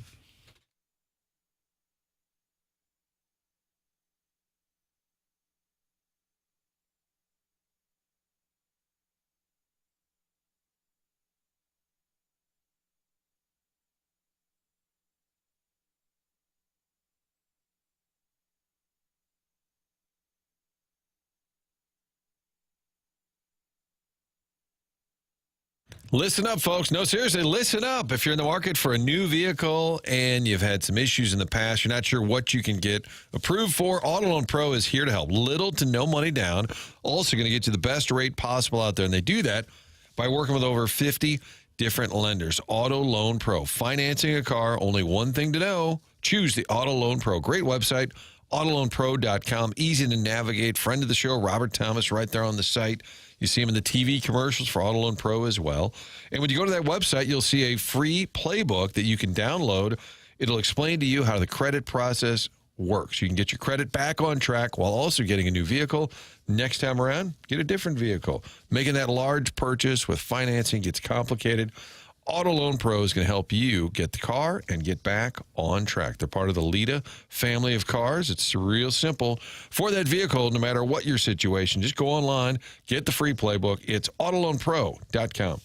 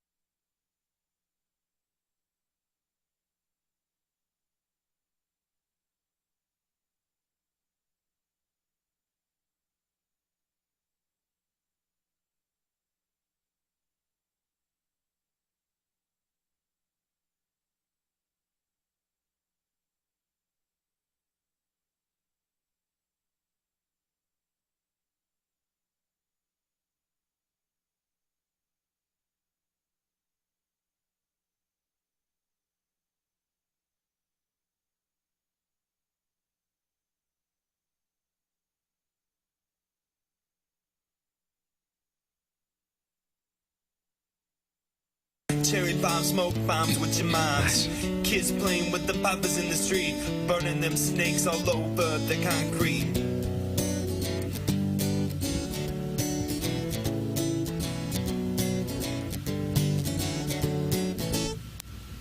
It's our 4th of July, so let's celebrate. Get your friends and family now, don't you be late. It's a celebration tonight. Yeah, yeah. July is hot and so are your fireworks. Before you can shoot them, make sure your lighter works. Once when I was a kid, I took a rocket to the arm. Now I wear these goggles to shield my eyes from harm. Oh, For there you go. heaven's sakes. This is Acoustic Sessions, and we're giving you a 4th of July song. From us to you, the fans. Thanks for listening. Enjoy your 4th of July. And of course, be safe. So good. Really good. They're And a being- nice warning to all of us to not blow our fingers off. They're being serious? I think so. It's TMA 101 ESPN Fisher Window and Door Store. 8 o'clock hour. Martin, you're really starting to appreciate the work Acoustic Sessions does, and I'm glad to see you becoming a fan. There was a PSA element to the whole thing. Just be careful. He got hit in the arm one time, Doug, and then now he wears goggles. Cherry bombs, smoke bombs with your mom. Think about that line. Think about that. With your mom. Joey Vitale's joining us coming up here in about 10 minutes. There's your Stiefel dossier. And we got Cardinal want wingy here. And Jackson poses this question as the Cardinals. It depends on what perspective you want to take. I would imagine people now are down because they have lost 2 in a row coming off the sweep against the Guardians. This is what we go, Doug. We're going on a roller coaster. Okay. That's right. 2 or 3 against the Reds. The first 2 against the Cubs. Oh, no. Lost 2 to the Cubs. Oh, good. 1-3 against the Guardians. Oh, no. Lost 2 to the Pirates. So Jackson's question is this. In your lifetime or time covering these Redbirds, is there a season or time in a season that could be used as a comparison to this one when it relates to the trade deadline? That is the question. I have an answer. However, I'm going to yield my time to the dais to see if you boys have anything first. But I have an answer, and I will tell you if the season you use is the season that I'm thinking of. You're asking the question, has there been another season where they're kind of contenders? And should they make a trade to bolster or should they subtract? Is that what the question is? We've lost Jack. I'm sorry. Ladies and gentlemen, Jackson Burkett, who penned the question. Doug, your pupil over here, is saying, Professor, could you further explain this? Sorry, I was like a coach, like say, run this drill, and I wouldn't go soda or something. Right. The question is basically, he said, is there another time similar to this season? So is that any season where they have to ask themselves the question, are we contenders or pretenders? Are we adding or subtracting? I think there's an element of that, and then kind of encompassing the transition period that the Cardinals are going through. I think including Mozeliak's final season as Pobo is an important factor. Don't say Pobo. Because I think that adds an element in what Chaim Bloom wants to do, kind of to set the beginning of his tenure with the Cardinals. You know, I think that is what makes this so interesting, as well as, the trade deadline. So I'm looking for a comp here. And the team's not great, not much is expected. Whereas in 11, you had Pujols, Molina, still was considered a World Series. Matt the Bat. 2009. Oh, you're on the team. So in 11, you're I thought you meant when they acquired him in 09. So I think it would have to be more of a recent one, like 21 or something. But I don't have a specific. It's a good analogy. Jackson's lone wispy pubes not happy. It's a stupid ass question, and no one has the balls to tell Jackson that it is. It's okay because he wouldn't hear us. Okay. No one ever criticizes work. Now I'm going back a good ways, and this season wound up being great. But I would say 2001. And in 2001, the Cardinals actually were sellers, as weird as it is. I mean, very minor sellers. They traded away a reliever by the name of Jason Christensen. But that season, it was kind of just hovering and really in a weird spot, to the point that even when the deadline rolled around, they weren't sure whether or not they should buy or sell. And then weirdly, a move that they made, trading Ray Lankford away, brought in a guy who at the time, at this point in the season, July 2nd, was not on the Cardinals. He was on the San Diego Padres, and Woody Williams, who became their second best starter, because Matt Morris had a hell of a year in 2001. And so I think what could wind up happening, if the Cardinals are going to take that trajectory as opposed to, say, fading like they did when they were kind of hovering in 16, 17, and 18 and not making the playoffs, is a deal in which they're giving up somebody who might not necessarily have a long-term future in St. Louis, whether that's because of free agency or if they decide, and I don't know if they're close to this, going, okay, the Jordan Walker thing. It's not going to happen. It's not going to happen here. And he's got some value because of the perceived upside that might bring somebody on who winds up helping you out quite a bit, perhaps in the rotation, because the Cardinal rotation is actually what made them dangerous in the playoffs that year. Matt Morris and Woody Williams and Darryl Kyle were the top 3 starters.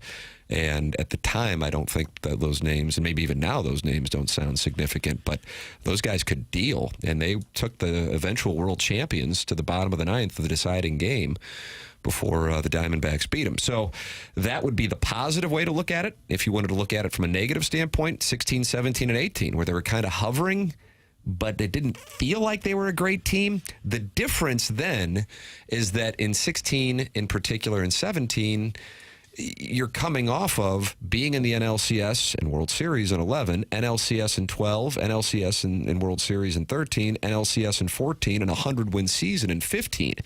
And so the thought process was, well, of course they're going to get it together.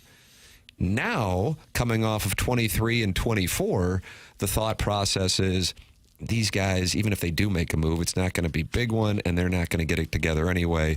So I think it's about a perception thing, kind of like the same way Doug Armstrong. It's kind of gone, I don't get this move. I don't know much about Mailloux, but I like Bolduc. God, but, I'm going to give him the benefit of the doubt. The Cardinals don't get that benefit of the doubt, and so I think people go into it, understandably so, with some skepticism. Yeah, 16, 17, 18 were the quiet years, right? Purgatory. Where they were doing little. The 21 move, even though they were John Lester, it sounds wrong to say a dumpster dive, but at that point in when his you include career, it with Wade LeBlanc and Jay Happ. Yeah, I mean, at that point, you're like, what are we really adding here? It worked out. 22, Quintana, Montgomery, the last time they were somewhat bold and trying to bolster their chances. And you did have Albert on a heater, so it made sense to sort of go for it then. Yeah, I can't think of a great comp to Jackson's question. It's killed some time, which is great work by you, Jackie. I don't know that there's a comp where they were just kind of hanging around and you're not sure where they're headed as a franchise, because this is the first time they've ever really said in 30 years, we're kind of resetting. Because in the past, they're always like, hey, we're in it. We like our club. We'll see what happens. We just want to get in. This is the first time where they've said we're kind of stepping back. And as they reset, they still don't have answers on a couple of key pieces to that reset. You still don't really have a solid outfield. Yeah, do you still know what Gorman is or what Walker is or Scott? I think you're comfortable with Mason Wynn. Beyond that, I'm not sure they have any. We can't say Pozo's name answers without laughing. No, because he doesn't look like a professional athlete, but good Lord, does he hit. So I don't know that they have the answers to this yet. I don't know how you could have a definitive answer on Nolan Gorman and Jordan Walker and Victor Scott, even Lars Nootbaar. I'm not sure that you know. So that's what makes it difficult for them.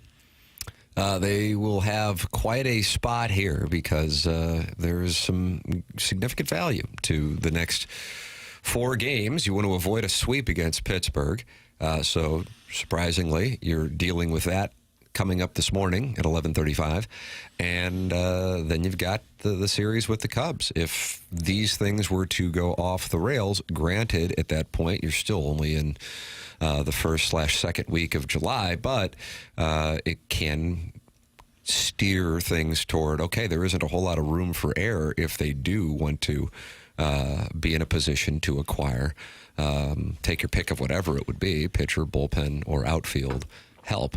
No matter what, as Katie Wu wrote yesterday, talking about the Cardinals spot with the trade deadline, they're not going to leverage the future to try to increase significantly their chances for 2025. Tim, what if the comp is the Blues' recent season, where they were in the middle of a reset, they're right at the All-Star break, they're not really sure if they're in it or not, trying to decide, should we trade a Binnington?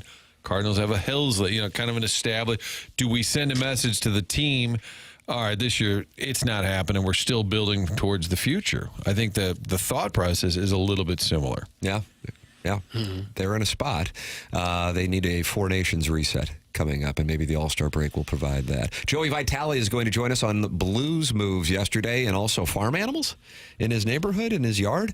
We Will Wander, presented by Schaefer Door Company. Jason Gosrow and Schaefer Door, the sponsor of Joey Vitale's appearances here on TMA. Usually on Fridays. Today it will be Wednesday. The show is off on 4th of July. But we will have Joey coming up here in the next segment. Mentality is a longtime TMA sponsor. Grateful for their support and ask that you support the sponsors. Love the show. Support the sponsors. It's the only thing that matters. Mentality is a local healthcare facility where you can get your numbers checked. If you are dealing with low energy, low motivation, you've put on some weight, maybe you're working out, but you're not putting on muscle like you used to. If you're feeling anxious, moody, irritable, lack of focus, or mental clarity, those are symptoms of low testosterone. And Mentality is a local healthcare facility that specializes in helping men feel and perform their very best. Mentality can help you out with board-certified physicians providing a full physical consultation and blood panel analysis all during your first visit. I went out there. I got tested. I was in and out in 20 minutes.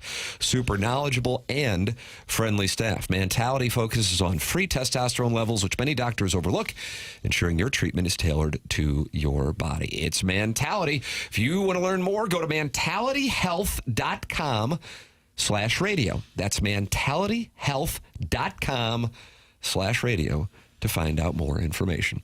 Tim McKernan, Doug Vaughn, Martin Kilcoyne, Little Jackie Papers on the ones and twos. Joey Vitale joining us next. Brought to you by Schaefer Door Company. This is TMA, presented to you by Brown & Crouppen on 101 ESPN and the TMA STL YouTube channel.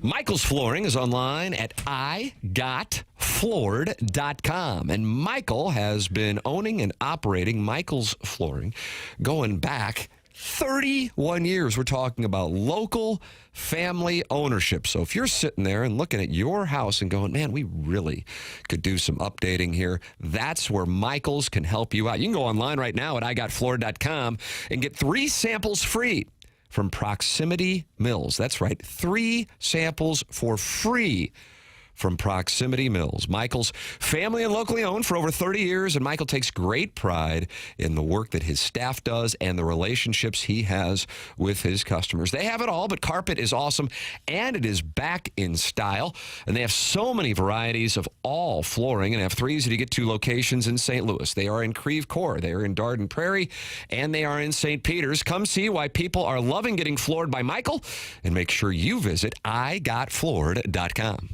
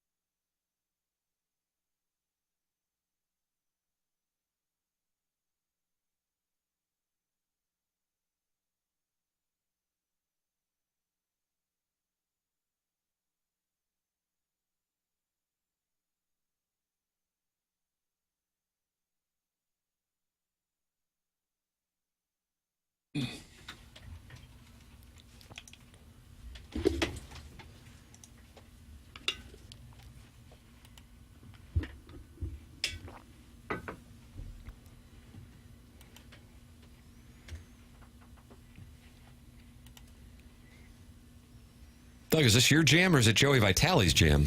It must be Joey's because it's not mine.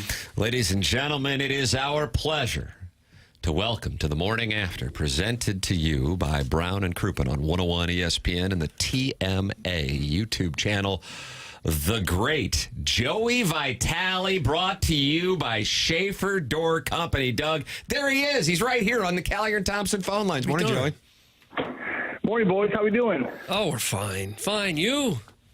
Fine. I don't like that word. That's the worst four-letter word. Gosh. It's already starting, in Doug. the history of the world. Fine. Fine means you don't need to do you don't need to do anything different, but you're kind of complacent where you're at. Fine's not a good word, Doug. Let's get that day turned around. Well, okay, I'm average. I'm doing average. I don't know if that's better, honestly.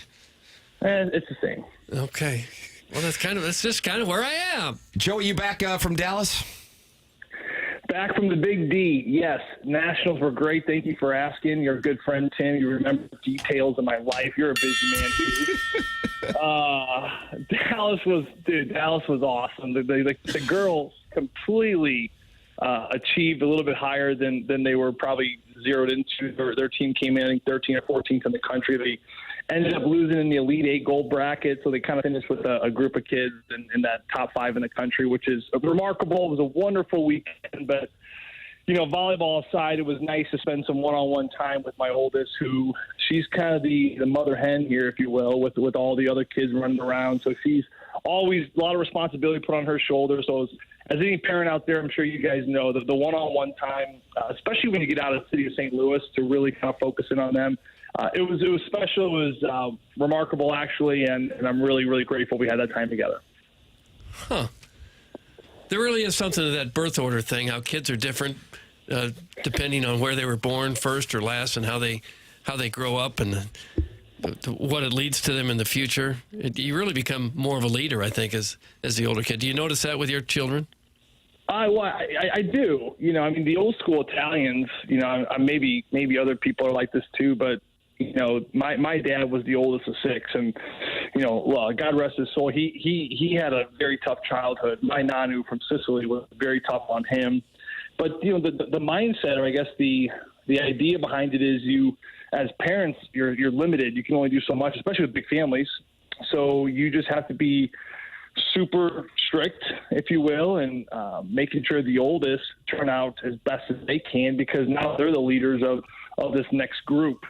And to your point, Doug, it's true where that birth order not only changes because of what they're around with their siblings, but also, it's interesting that as I think more and more about it, just because, I have 5 kids and, Tim, your 2 little ones and whoever, it's like, yes, they have the same father. Like my 5 kids have me as their father, but I'm not the same father to all of them. Like, where I was in my life when I had Summer 14 years ago is like I'm in a completely different place than when I had Shep 3 years ago. Yeah, so yes, I'm the same human, but I'm also going through stuff as well, and I'm changing every single day. So, you look at people in life and people say, you have 2 kids and one turns out, maybe a super success story, and then the other one maybe not so much. Like, well, how does that happen? The 2 kids, same parents. Well, yeah, they're the same parents physically, but they're very different parents because they probably had those kids at very different times in their life. And I can't get my own life together, let alone try to raise these kids. So yeah, it is interesting. It's interesting to see the order, and it's interesting to see them kind of group together and be amongst themselves.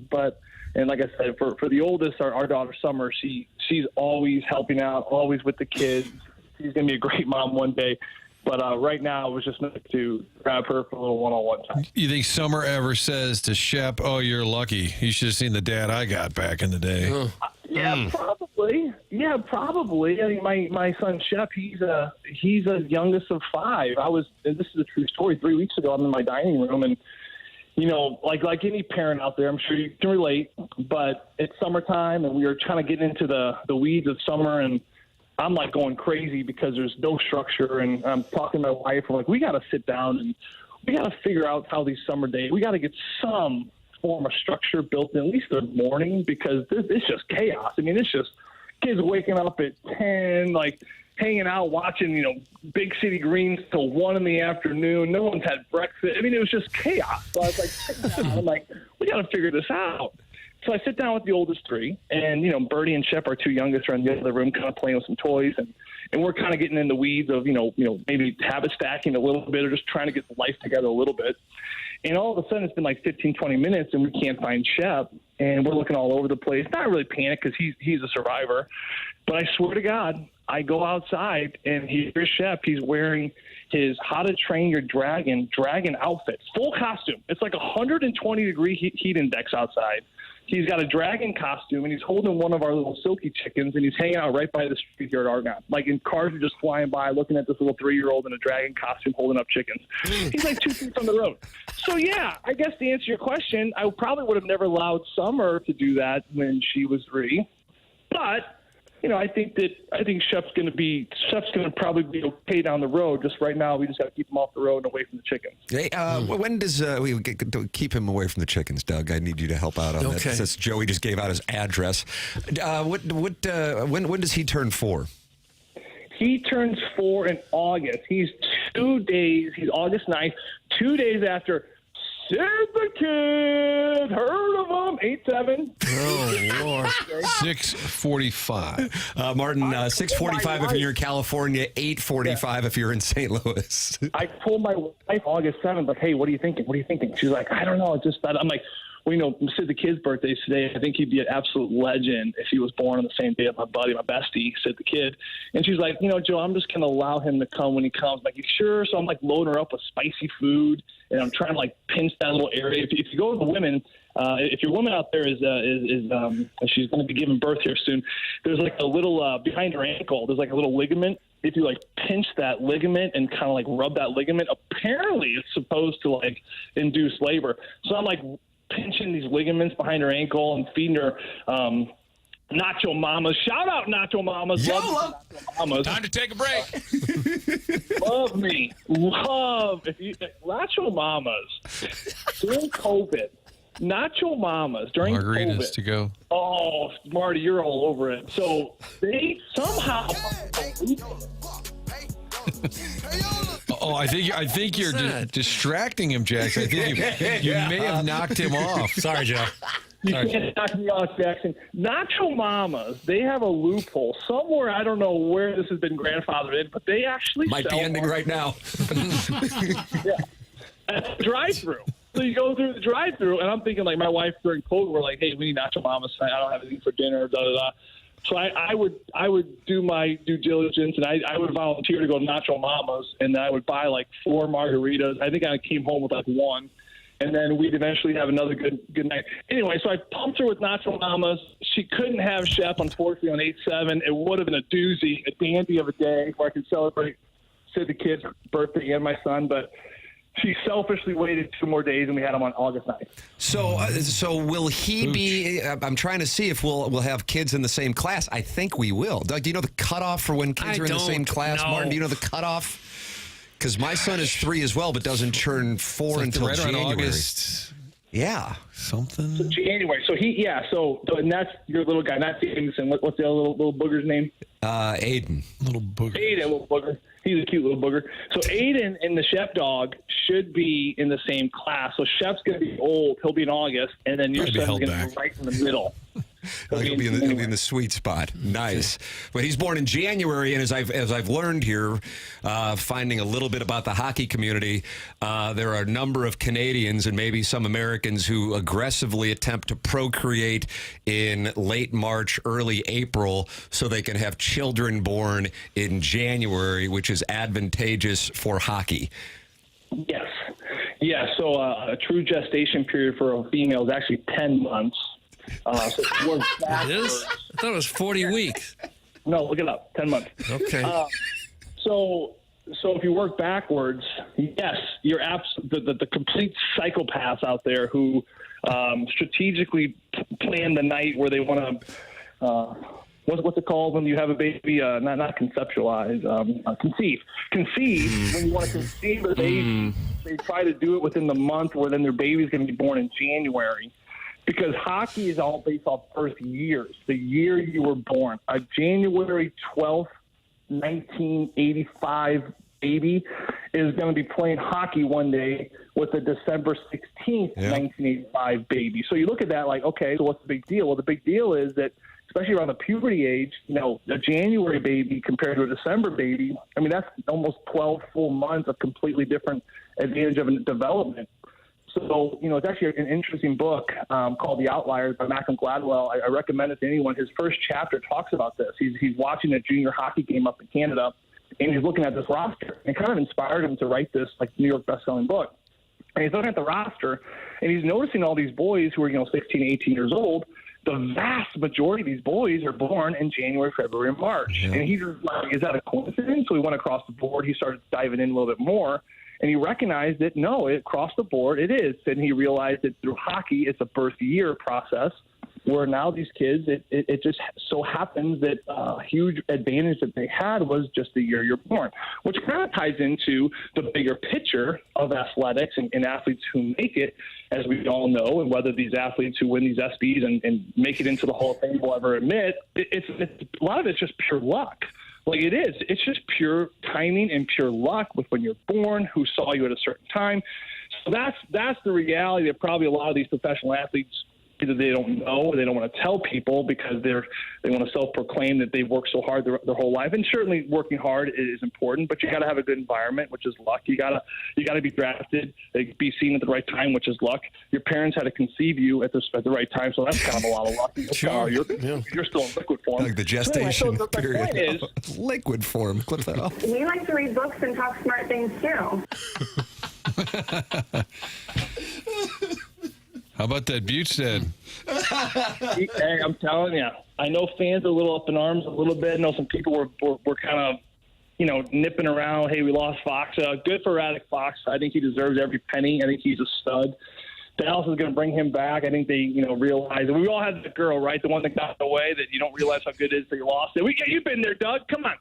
Well, sure, yeah. Oh, gosh, yeah. Just like Doug's dad. What was her name? The one that you didn't realize what you had until she was gone. Oh, Chasey Lane. I really didn't have one. I just said that to go along with your first comment. Okay. Well, anyway, we all have. I haven't lived that exciting of a life. That was good. That was good. We lost him. Now we got him back. So anyway, Dallas got him back. This Nick Bukestad, whenever we go to Utah and Arizona, I'm actually, one of my favorite lines to watch was that Bukestad-Krause line. They had kind of a different winger with them. Sometimes with O'Brien. But they were a steady, structured third line where I think they were big, they were physical. I've always loved Krause. And Bukestad, to me, was just a little bit below him. But he's a huge kid. Can he stabilize that fourth line? That's their hope. And they're going to do it with a smaller salary than what Radek Fox clearly could make, and they couldn't afford it. But I think Bukestad, of all the people out there, he can. Like I said, big centerman. He can play the wing as well. He's strong on draws.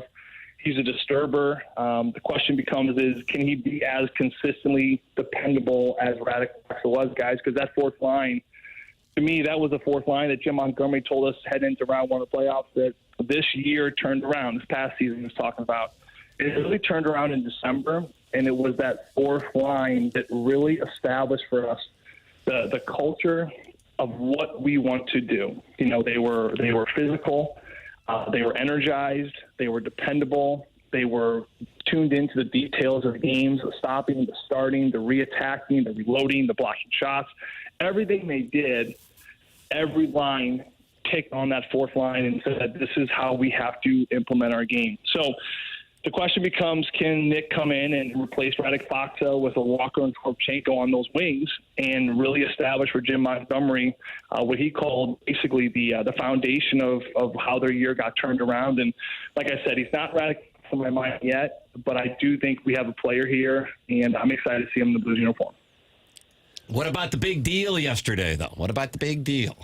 Yeah, I think that seeing Zachary Bolduc leave, that was a tough one, because I look at a kid who has done nothing but turn in from a boy to a man. I've loved seeing him get drafted. He really struggled in his first couple main camps. And then all of a sudden, this past summer, he comes into camp, heading into last season, and he just bulked up. And he finally filled out his body. He started the year. He struggled. Then they make the coaching change, and Jim Montgomery's very first game up in Madison Square Garden, Bolduc has his first 2 of the year, and then he almost finishes the year with 20. So it's saying a lot about how well he did under Montgomery. I think he finally found his groove, and you're thinking, okay, here's a guy that can score 30 goals for you maybe next year or even the year after. So you lose a wonderful prospect, you lose a wonderful young player in Zachary Bolduc, but at the same time, we're kind of overloaded on that right side. For the longest time, we were even talking last week, guys, about Jordan Kyrou. Hopefully I put all those rumors to bed because of the numbers and the salary he's making. It just doesn't make sense. Clearly, it didn't make sense for Doug Armstrong, and they kept Jordan Kyrou. Well, now the problem with that is now you're kind of logjam on that right side. What's the problem with being logjammed? Well, a Kyrou and a Snuggerud, those guys, to really find their level of excellence, you got to be giving those guys 19, 20 minutes a night, sometimes more. When you have a Snuggerud, Kyrou, and then all of a sudden a Zachary Bolduc, there's too much talent to me on that side where you got to really disperse that talent. And I think that the limits become more minimal for like a Jordan Kyrou and Jimmy Snuggerud, which is really not what you want. So I think that it was a really smart move to, A, keep Kyrou. Snuggerud's obviously a stud. And then you have to move on from someone. And unfortunately, the odd man out was Zachary Bolduc. The Jimmy Snuggerud one, I think he changed the game. I think he comes in last year from the University of Minnesota. He loses in the tournament, joins the Blues. He took me by surprise. I think he took the city by surprise. I think he even took Doug Armstrong by surprise. I didn't think he would adjust so quickly, and boy, did he ever.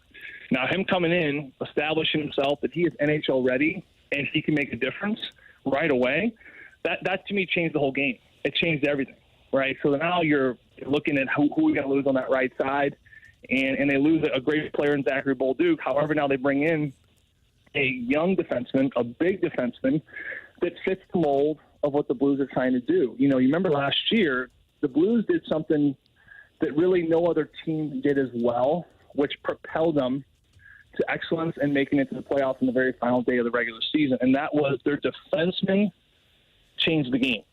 Getting Cam Fowler, skating, mobile, moving defenseman that can shoot the puck, he really was that last spark, maybe even the catalyst to grab this defensive group and allow Mike Weber, the defense coach here, to play a different style. And that style is D that jump up, D that join the rush, heck, D that stay in the offense. I mean, that second half of the year, you had Colton Parayko below the offensive goal line. You had Cam Fowler pinching it. And sometimes, guys, we had 2 defensemen below the dots in the offensive zone with 2 forwards at the point. So that's the style that Jim Montgomery wants to play. Now you need players that can play it. Towards the end of the year, they had a little bit of a hole. Nick Leddy was playing on his right side. You had left-handed shots playing on the right side because they just didn't have the depth on the right. You got Parayko, you got Falk, those are great, but you just needed someone else there. And they look at this young kid as a guy that's NHL ready. I think Montreal just gave him a little bit of an opportunity, but he's kind of buried in the minors. And Doug and company certainly see something. His height, his mobility, he can shoot the puck. I remember seeing a couple highlights of him. He can whip the puck. So I think that he really caters to this mold. In the offensive zone, the Blues, their defensemen, they pinch. They're aggressive. They need an offensive thinking defenseman, especially on that right side. They found him. Yeah, you had to give up a great kid in Zachary Bolduc, but clearly I think that it definitely fits. It fits and hopefully fills a hole that is much needed here on this back end. Would you think at this point they're pretty comfortable with the roster as it is, or would you expect them to make more moves? I think they're comfortable with it, Doug. I mean, would they like a second-line center, third-line center? Then you can move Braden Shen around a little bit. Yeah, but welcome to the club. There's 25-plus teams that probably need that, right? So everyone has a need for that. There's just not the player out there that's available, or maybe you're not willing to give up to get it. I think this team that's built right now will compete and be equally, if not a little bit better than they were last year. I think Doug knows that. I don't foresee many other major moves happening, especially as free agency continues to dwindle down and you're seeing players get, signing different places all over the place. So I think the most has been done. I think right around July 1 in the draft is when you see the most noise, and I think that we've kind of seen all the noise we need to see. The Foxa replaced by Bukestad, that was a big one. Now I think you focus really kind of turns into, re-upping these players that are going to be up here in a little bit. Number one is Cam Fowler. I think you got to start thinking about, where is this money coming from? How are we going to situate this contract? Because you got to start locking up these guys that contracts are kind of coming to an end. So to me, that's probably the priority right now for Doug Armstrong after the few moves he's made. We saw it last year with Buchnevich. Somebody mentioned it yesterday. Strick was here. Hey, could Holloway play center? How difficult is that for a wing to say, all right, I can move over? It seemed like Buchnevich really threw off his season last year. Why is that so difficult? Well, I mean, it's like a setter in volleyball. If you guys know volleyball, I mean, the setter runs the show, right? The setter controls the tempo. The setter decides where to put the ball. If a setter's off, the team's off. If the quarterback's off, the football team's off. If you're not having good pitching, it's the center. The center is your engine, right? The center is for anyone new to the sport. The centerman, you're a rover. They put me at center because I couldn't think. They don't need you thinking. They need you just reading, reacting, and going. If you're a spider, right? They kind of put you on the wing. So those are the guys that those personalities that can really watch a game, analyze a game, break down a game, and then react to the game. And then you have the bulls, right? The bulls are the ones that kind of you put in the middle that just read and react. There's less thinking, there's more just going. So with that being said, it's really a personality shift. You really have to have the personality to play center. And that's what I always get a kick out of, some parents when they say to me, my son's just not aggressive, right? We've all heard that. We probably told it to our own kids. I need you to be more aggressive. I need you to go. Look at little Johnny. Johnny's just going. Look how he just goes. Well, little Johnny's a bull. Like he's built to just go. He's not a thinker, right? He's an extrovert. An extrovert personality. We do things, and then we do them, and then we're like, oh God, why did I just do that? Right? A lot of people out there probably know what I'm talking about. And then the introvert personality is, oh, we're going to do that? Let me think about every single situation and outcome, and then I'll decide, do I want to do this? So the winger is more of an introvert personality where you have to read, react, analyze. And then the centerman's more of an extrovert where you just have to go. So for Buchnevich, and I don't know this because I haven't directly talked to him about spiders and bulls, but I would imagine. I wish you would. I really wish you would. Maybe on one of the plane rides next year. We should. I think that he's an observer. He likes to see the game, think the game, break down the game, and go. I mean, if you ever talk to Buchnevich on the side, he's a fascinating character, not only from the different facts and things he knows, but he really studies the game. Like, he'll show up and he's like, hey, you say on the air the other day, and I'm like, oh my God, you listen to that? He goes, I listen to everything. Like, he listens to everything. Right? He's like, what do you think about that trade? I'm like, yeah, I don't know. Like, he's like, well, why do you say that? Because of this. Like, he really knows. And a lot of times Russian and European players, you kind of put up this facade, if you will, or you kind of think that they are maybe a little bit more naive, or they don't understand the knowledge of, media and American, free agency and the NHL. He's a very, very sharp kid. So I think that Buchnevich is a sharp winger, right? So he knows when to go, and when it's time to go, he goes, but he thinks and he goes. Does Holloway have that? I think that they're willing to see, they're willing to try it out. I think he certainly has a few things in his arsenal that makes him a center. Number one is his speed. You have to be, like I said, you're the first one back, and you're the first one sometimes in the forecheck. Right? You have to be very defensively sound and responsible. But the biggest thing I think that really Buchnevich, and he took me on the side a couple of times, and we talked about it, where he suffered the most, guys, believe it or not, was in the faceoff dot. And it's a frustrating thing when you're a winger and you don't have if you're not good at faceoffs, if you guys watch lacrosse, lacrosse is all about faceoffs. Lacrosse is all about possession, right? Think of like a 3-on-3 in overtime for the NHL, right? What's the most important part? That faceoff. Like, if you can get that opening draw, because then 3-on-3, there's so much ice and it's just possession. So for Buchnevich, he struggled because, his faceoffs were not good. And he was always starting, chasing the puck. Okay, so you're thinking out there, again, if you lose the game, what's the big deal? You lose the faceoff, get it back, go play hockey. Well, sometimes when you lose the puck, you may not get it back for 20 seconds. Is that a big deal? Well, yeah, it's a big deal. Why? Because your shift is typically 35 to 45 seconds. So now you lose that opening battle, And now you're going to spend half of your shift chasing the puck and playing defense. So that was not only physically frustrating for him, but more importantly, I think it was actually mentally and emotionally frustrating for him. Or, you feel as a centerman, now all of a sudden you're starting to let your wingers down. You're in the offensive zone. Here's an opportunity to set up a scoring chance, and now we lose it. Now we're chasing. So I think that kind of ate away at him a little bit. So I think for Dylan Holloway, if a switch is going to be made, I would imagine that they've already had that talk with him to start working on face-offs, so start working on timing, start working on technique. It's not just a puck drops. Let's just, 50-50, let's start whacking at it. There's different things you can do. Paul Stastny, the former Blue, was so good. He really kind of was the trailblazer for using his inside skate. He would come in with his inside skate and kind of block the other guy's blade. Are you just a come pretty strong like Ryan O'Reilly? Braden Shem sometimes likes to tie up. It's a lot of scouting, not only scouting your opponent, you're scouting the linesman. Are they quick releases? Right when they put the puck up, do they drop it? Do they hesitate? Do they delay? These are all the things that Steve Ott talks about with these centermen. So in order for Dylan Holloway to really establish himself as a centerman, he's really got to make sure that the faceoffs are really good. A funny story I always tell my daughter Summer, when I was, a faceoff guy in Pittsburgh, my wife, she was pregnant with Summer. It was the year of 2010, 2011.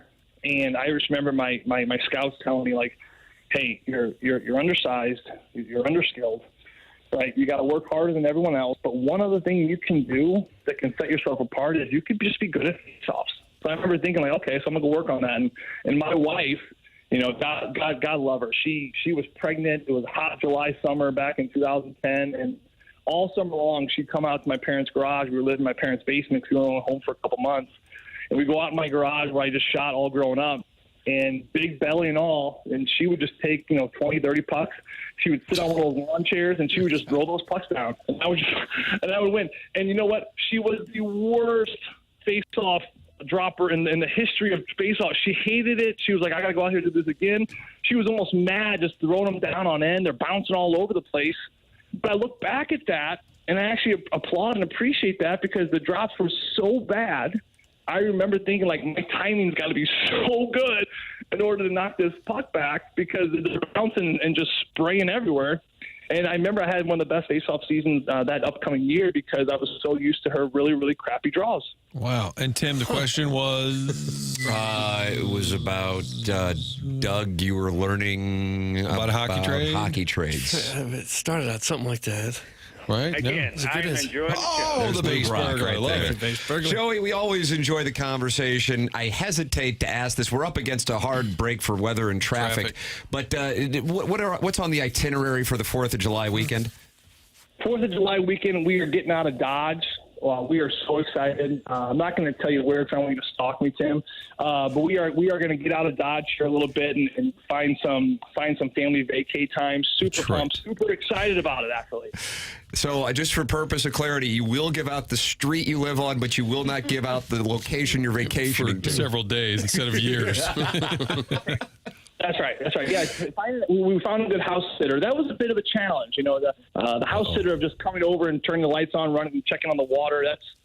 We got dogs and birds and lots of chickens. So that was a little bit more of a challenge, but we found the right girl for it. Good for you. That's a nice score. Well, enjoy the family vacation, and we will look forward to talking again next week. The great Joey Vitale, brought to you by Schaefer Door Company every week here on TMA. Schaefer Door, SCHAEFER door.com. Joey Vitale with us here on TMA. Thank you, Joey.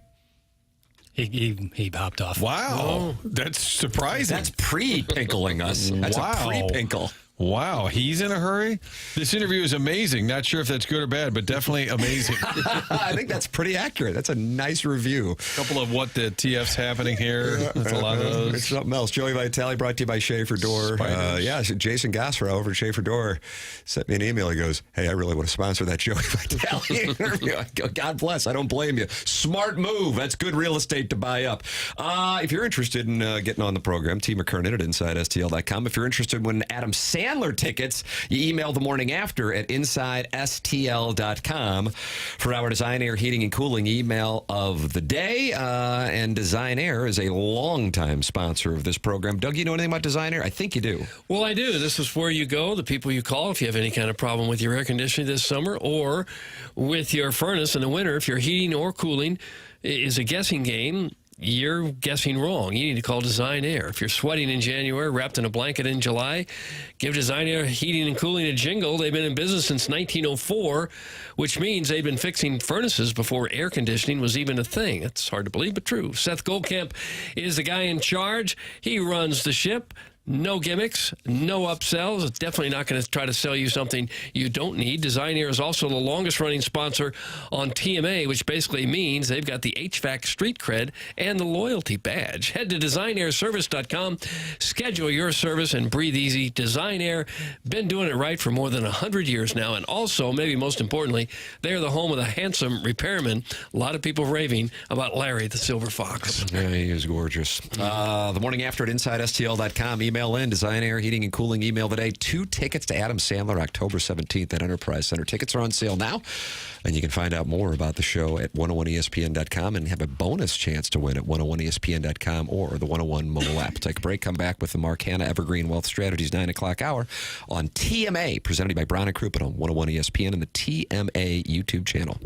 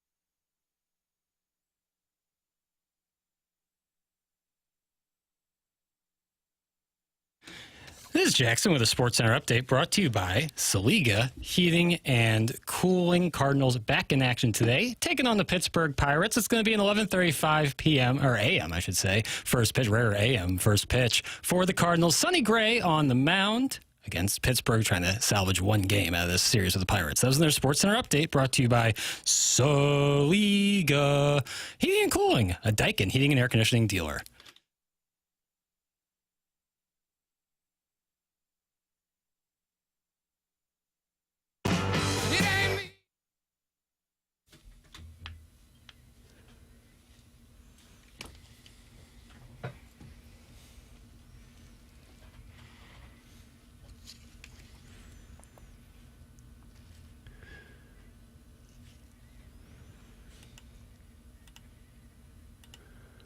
Jackson, the theme today is celebrating the United States of America.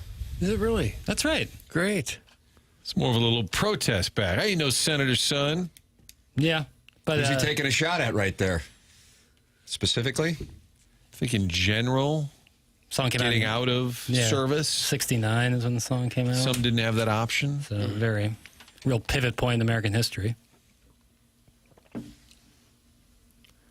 I like that Someday Never Comes by CCR. It's TMA. Fresh off a Joey Vitale conversation brought to you by Schaefer Door. Doug, you know about that Schaefer Door? That's Jason Gosrow. That's who it is. I also know how to spell it. No way. Schaefer. They're concerned about that because there's a couple of businesses around that are Schaefer, and it's now spell Hellebuck. That I cannot do. Okay. Schaefer, Schaefer. Put a Y somewhere, man. It's best to call or text them at 636-782-3608 after you've looked up Schaefer.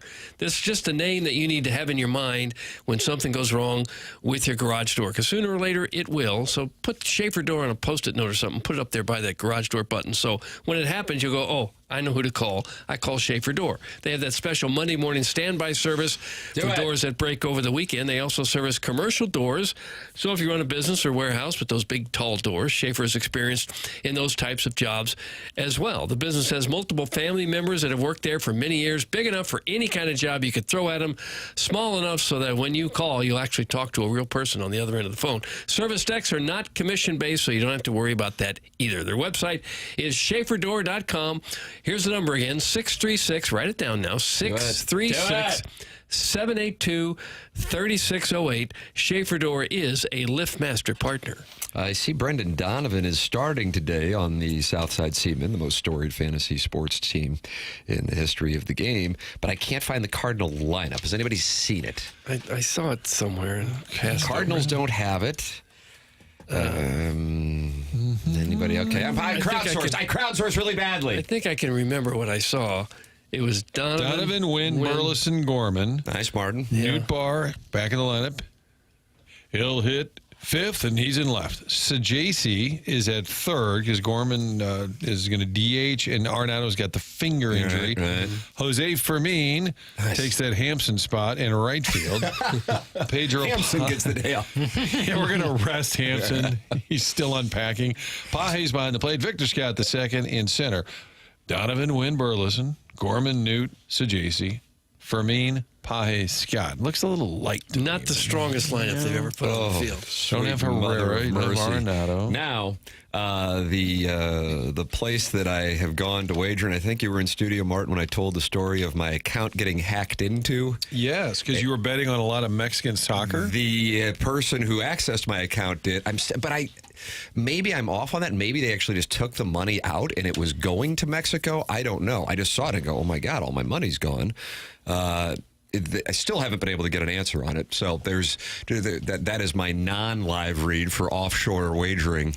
So I can't get into where I usually wager to see what the run total is for today's festivities.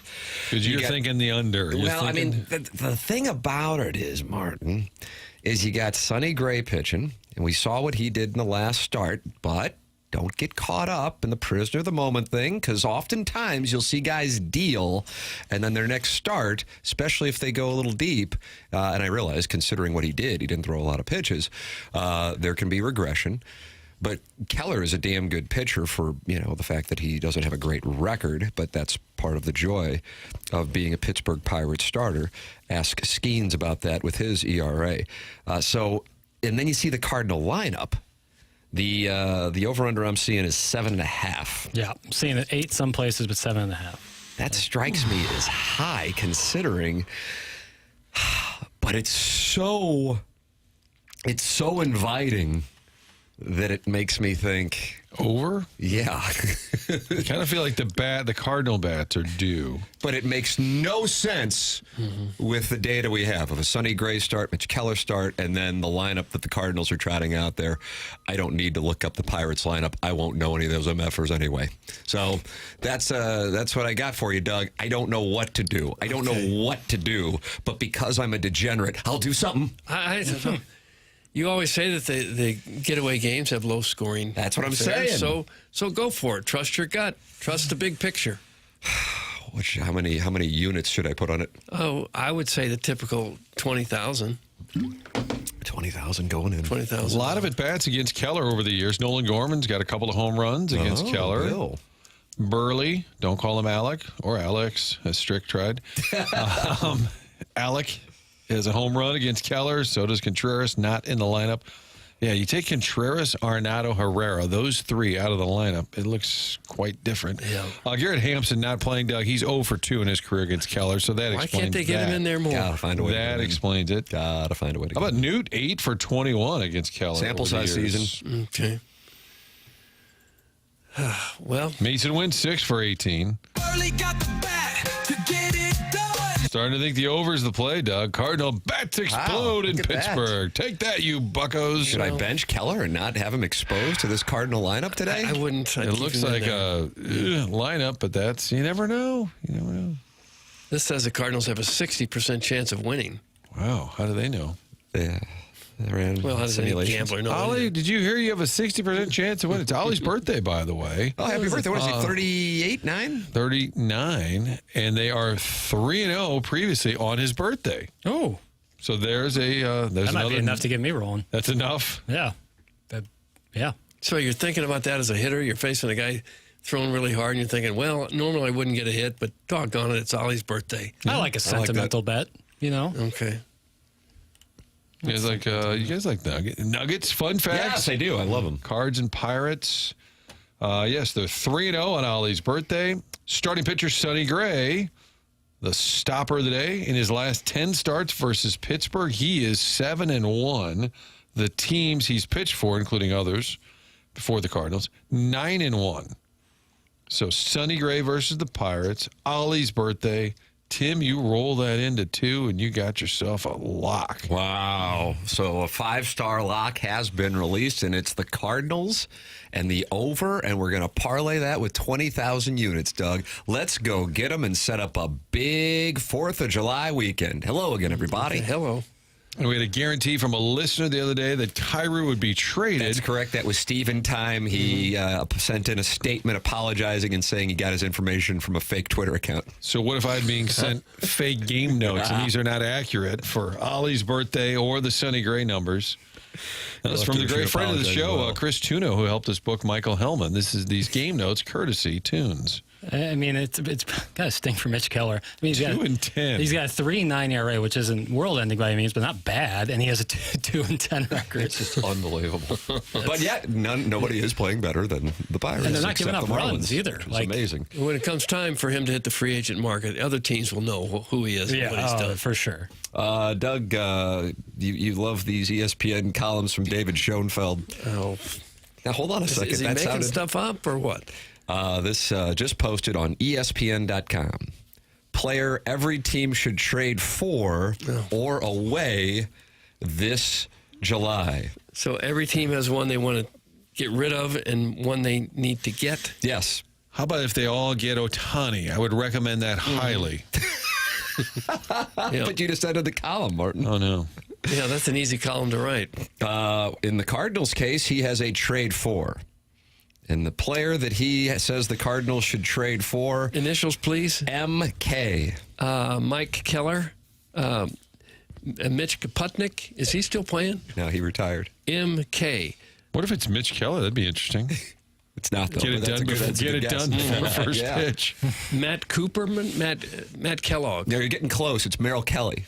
Merrill Kelly. Oh, okay. Kelly is the type of pitcher that used to be called a bulldog. He battles, he's tough, and he gets the most out of an arsenal that features a pedestrian 92-mile-an-hour fastball. Every team would love to have him in its rotation, and for what it's worth, he was excellent in the 23 postseason for Arizona when he posted a 2.25 ERA across 4 starts. He had a 9-run blow-up in his second outing of 2025, but is pitching better than ever since then with a 2.83 ERA and more strikeouts than innings pitched. The Cardinals continue to exceed expectations, and Kelly's $7 million contract would be especially attractive to them or any team looking for a starter at an affordable rate, for that matter. As for the need, the Cardinals rank in the middle of the pack in the majors in rotation ERA, but Eric Fetty, Andre Palante, and Miles Michaelis are averaging fewer than 6.5 strikeouts per 9. St. Louis is 26th in rotation strikeout rate. Kelly would give them a better strikeout pitcher to go alongside Sonny Gray to head to a potential playoff rotation. There you go. Nice to have him, but why would Arizona, who's only 3 out in the wild card, trade him? You'll have to ask Dave and Show it. Okay, I'm not going to ask him. Is there a comment section? Maybe Doug can chime in. Who are they trading? Who should the Cardinals trade? Did he say? That is not listed. Oh, sorry. So that's really like a sports open line situation. Oh, okay. No payoff? It just seems like there's no reason. For all the reason the Cardinals would want Kelly is the same reason the Diamondbacks want him. The Diamondbacks are 43 and 42. Zach Gallen, who had been a world beater since leaving the Cardinals, looked incredibly rough here as of late. And then he goes out last night and... Doug, do you remember the Angela Bassett vehicle, how Stella got her groove back? Was that 91, 92? I don't know the years. I don't. I think it was Tay Diggs who helped find her groove. Zach Gallen got his groove back last night, and he went to dealing. So maybe the Cardinals can get Merrill Kelly and Zach Gallen. Get them both. Because Arizona, with playoff hopes of their own, would really love to get rid of 2 good pitchers. Maybe the Cardinals can trade them. Fetty. Hampson? Hampson. Apparently You're got a lot of value. Just like that? For 2 good pitchers. That's not fair. We just got Hampson. Pick him up on the scrap heap for nothing and turn him around for 2 good pitchers. That's a nice deal. But overall, I feel pretty good about where the club is. Obviously. So there it is. The Cardinals are going to get Merrill Kelly from a playoff team. Okay. So, yeah, makes sense. And who are they losing? Who are the Cardinals losing? Did he come up with? It doesn't say. Oh, I Don't thought worry this about was it. Don't worry one that you. I thought this poll was who do they need and who do they need to get rid of. So did I, and then I read the article and it wasn't. Doggone it! I got you. I knew I hated that article. How are the Padres not better? Even the Giants made their Devers Jackson move. was right on this Shield terminated hot seat thing. Seat's getting warmer and warmer, man. They're behind the Something's Cardinals. got to be done. And Gallen had been garbage, but last night he went 7, struck out 10, and allowed 1 earned run to I asked the chairman during the break if we could find the Contreras audio because he did talk after the game, talk to the Cat, and when he was asked why he's been hit so many times, 14 times, leads the National League, he said we don't really protect our guys. He basically called out the pitchers. Wow. Yeah, and he made reference to, I should have brought this up much earlier in terms of pulling the audio, but he basically said we don't protect our guys. Like, I'm forgetting the exact phrase that he used because Jim Hayes said, why do you think you keep getting hit? And he said, bad luck. Maybe they're coming inside. Maybe we're not protecting our guys. In other words, we got to kind of dial it up a little bit with the other team. Well, we saw that go on with, speaking of Mike Schilt and Dave Roberts, when the Padres and Dodgers were getting together. Mm-hmm. And whereas Schilt is catching some hell from some Padres fans, I think baseball, especially kind of old school baseball fans, loved what he did. It's like, okay, Tatis keeps getting hit. This crap keeps going on. Yeah, we're going to do what we got to do. This is the way that it goes. You don't like it? It's fine. Don't hit our guys. That hadn't crossed my mind. So that's why, outside of him, I haven't heard it. But outside of him saying that, that hasn't crossed I hadn't really thought about it either. Right. I just thought, Yeah, but he's saying it. I mean, it's something. Does he crowd the plate? Are they always just trying to bust him inside? It's just sort of bad luck that he keeps getting hit. It's probably the scouting report on him is pitch him inside. Can't handle the inside pitch. Be inside. He likes to get his hands extended. I would imagine that's probably the main reason. But he will always tell you exactly what he's thinking. That's what I like about it. For the month of June, their record in starting pitching ERA was not as good as great as you all make it seem. It's in the 314. Who is on this program saying anything other? No, well, overall, as a team, as we said, their team ERA is not bad. It comes and goes by weeks, and figuring another start. Okay, now it ranks slightly different. But in the National League, they are currently ranked, they are 9 or 10 in ERA in the National League now, and that's not great. Let's have a balloon party. Well, you don't need a balloon party for that. But quality starts are 7, so in the middle of the pack. They're just middle of the pack pitching. kind of in it, Doug. They're just kind of in it. Every time you think they're out of it, every time you think, no, this team is not going to do it, then they put together 3 or 4 wins in a row. Text audit from earlier, Tim. People were mad we weren't mentioning that Guatemala was in town. And I don't know if they thought that there was a lot of tourists today for the big Gold Cup semifinal, but a couple did point it out. So shout out, Guatemala. Welcome to town. Yeah, welcome. We're Welcome like a southern Detroit. You think a lot of their fans make the trip up for this game? It's a good question. I bet some will. Bundesliga, second Bundesliga. Which Bundesliga do they play in? Oh, well, this is the CONCACAF. Okay. Gold Cup. At those Central American countries. Canada. Your thoughts on Guatemala? U.S. The morning after. You ever been to Guatemala, Doug? I've been to Costa Rica. That's as close as I've been to Guatemala. Okay, it doesn't hotshot. count. Oh, are you muling? Muling. No, it's a hot vacation spot for Americans. A lot of expats live down there. Is that right? Expats. Doug, you're full of it. Well, they Charlie do. Marlowe AI. Email in Design Air Heating and Cooling email today. That is coming your way at 10:45 on the Stiefel dossier. And that's brought to you by Design Air Heating and Cooling. We're giving away Adam Sandler tickets. The program is presented to you by Brown and Crouppen online at brownandcrouppen.com or by calling 314-222-2222. That's Brown and Crouppen. Longtime title sponsor here on TMA. We are grateful for the support of Terry Crouppen, Ed Herman, and Andy Crouppen, and we recommend them to you. Founded in 1979, and if you are in need of a personal injury attorney, don't you want a local law firm, one that knows how to handle the ins and outs of your case and the local environment? They offer superior legal services, and they value client services as well. Brown and Crouppen is a key part of the St. Louis area community. They value it. They're involved in many charities and community events, and you're going to get great service and great results. If you think you may need Brown and Crouppen services, call 314-222-2222 or go to brownandcrouppen.com.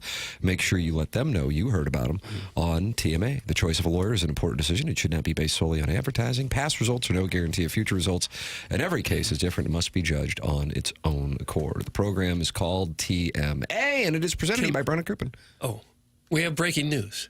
Oh. The verdict is in on P. Diddy. Oh, wow. Sean Diddy Coombs, convicted of a prostitution-related offense, but acquitted of sex trafficking and racketeering charges that could have put him behind bars for life.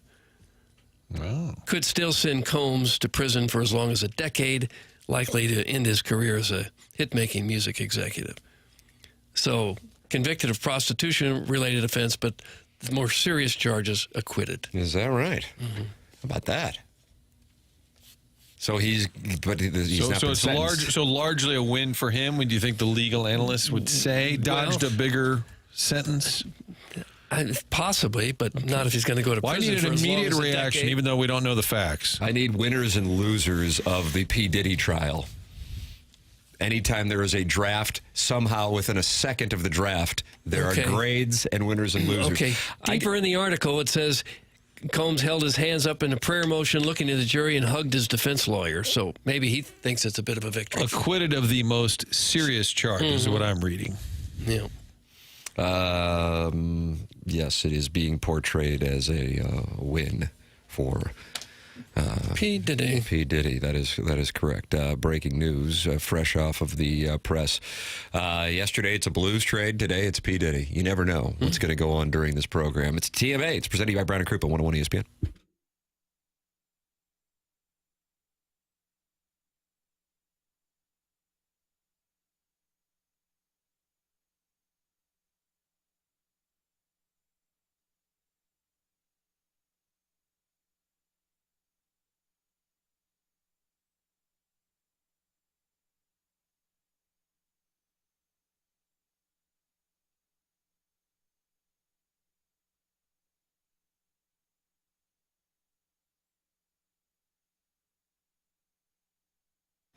Soon they're going to be expanding at Mid-America's St. Louis Airport. That's because the word is spreading. It's convenience, great locations, great pricing, all of it rolled into one. You've got Mid-America's St. Louis Airport. Flying out of there, Allegiant taking you to 7 different Florida destinations. They've added Gulf Shores, recently added Knoxville, Tennessee. There's Hilton Head, Vegas, all these great spots to head to. And you can do it in a convenient way. Park that car out front, less than $10 a day to park.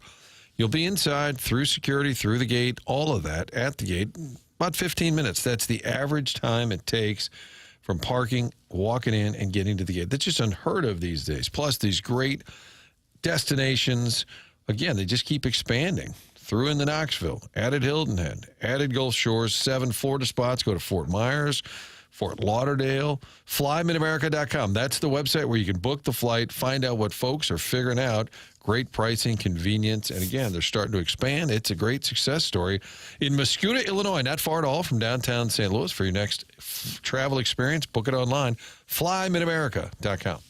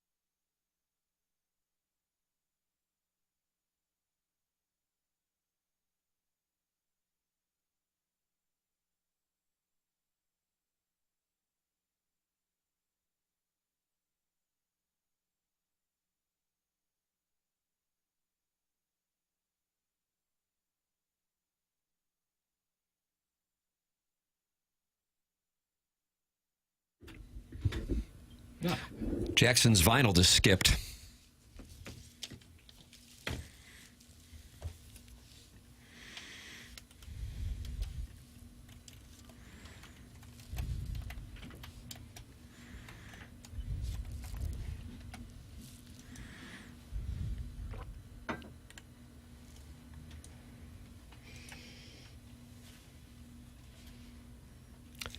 Don McLean, I'm going to go 73. If it's pre-1982, though, I don't speak infallibly. It's about right. It's certainly Don McLean. But I don't... Talking about his age or the year of the song? The year of the song, Matt. October of 71.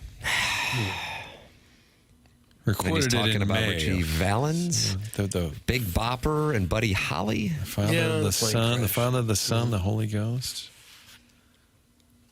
Long song. A little less than 9 minutes. All right. It's kind of like a Vitale. You just run to the bathroom, come back, and say, "Yeah, that's great." What was that about? Power play. Segment 9-2 is titled Free Space on the Stiefel dossier, but Jackson didn't just leave a free space. He poses this question. Well, Jackson, you can read it. It's your question. Sure. Ladies and gentlemen, Jackson Burkett heading to Michigan today. My question for you is, when it comes to legacy players, by that I mean guys, long-time players for a certain organization who've contributed a lot to the organization but are probably a little long in the tooth at this point. Think Matt Carpenter for your St. Louis baseball Cardinals from years gone by. Which time? And pro sports edition. Yeah. So when it comes to legacy players and pro sports franchises, how does the latter balance trying to be the best they can possibly be going forward while still giving legacy players respect if the cost of them getting better is getting rid of them? Okay. Doug, why don't you take this one? If the cost of getting rid of them is better for them? No, that's not. Run that last sentence. I want this on the record because I already see what's coming, but I love the question. I just can understand how on the surface it might. It's really hard for me to talk, or when I'm listening to the show. Thank you. It's very hard while I'm listening to the show and like we're doing it, and also write questions and like make them as coherent as I possibly can, because I try simplifying it. What I'm saying is, if a team wants to get better, but the cost of that is getting rid of a legacy player or by some standards doing wrong by them, how do you balance that? That's the better way of And you are explaining it. citing... I wasn't mad at you, Doug. I was mad at what I know is coming. No, I've heard Whitey Herzog say that the most difficult part of being a manager is how to deal with a superstar player at the end of his career. Yeah. That was the hardest thing he had to deal with. The Cardinals had that with Musial all the way back in the 60s. Oh, is that right? Where Really? they were building this team they thought was going to be really good, but they really didn't have a place for Musial at age 43. What do you do? Wow, I didn't know about that part. Yeah. I recall a number of guys, Martin, guys that we covered, and their exit being awkward and tense, candidly, from a guy who eventually became the manager in Mike Matheny, from a guy who truly, I mean, not to say that Luke and Baker isn't a delight, but my God, David Eckstein, did you ever see him get upset about anything? David Eckstein? I had him on my podcast last week. He's coming to the LaRussa event. Yeah. He tells a great story about the 2011 Game 6. He threw out the first pitch that game.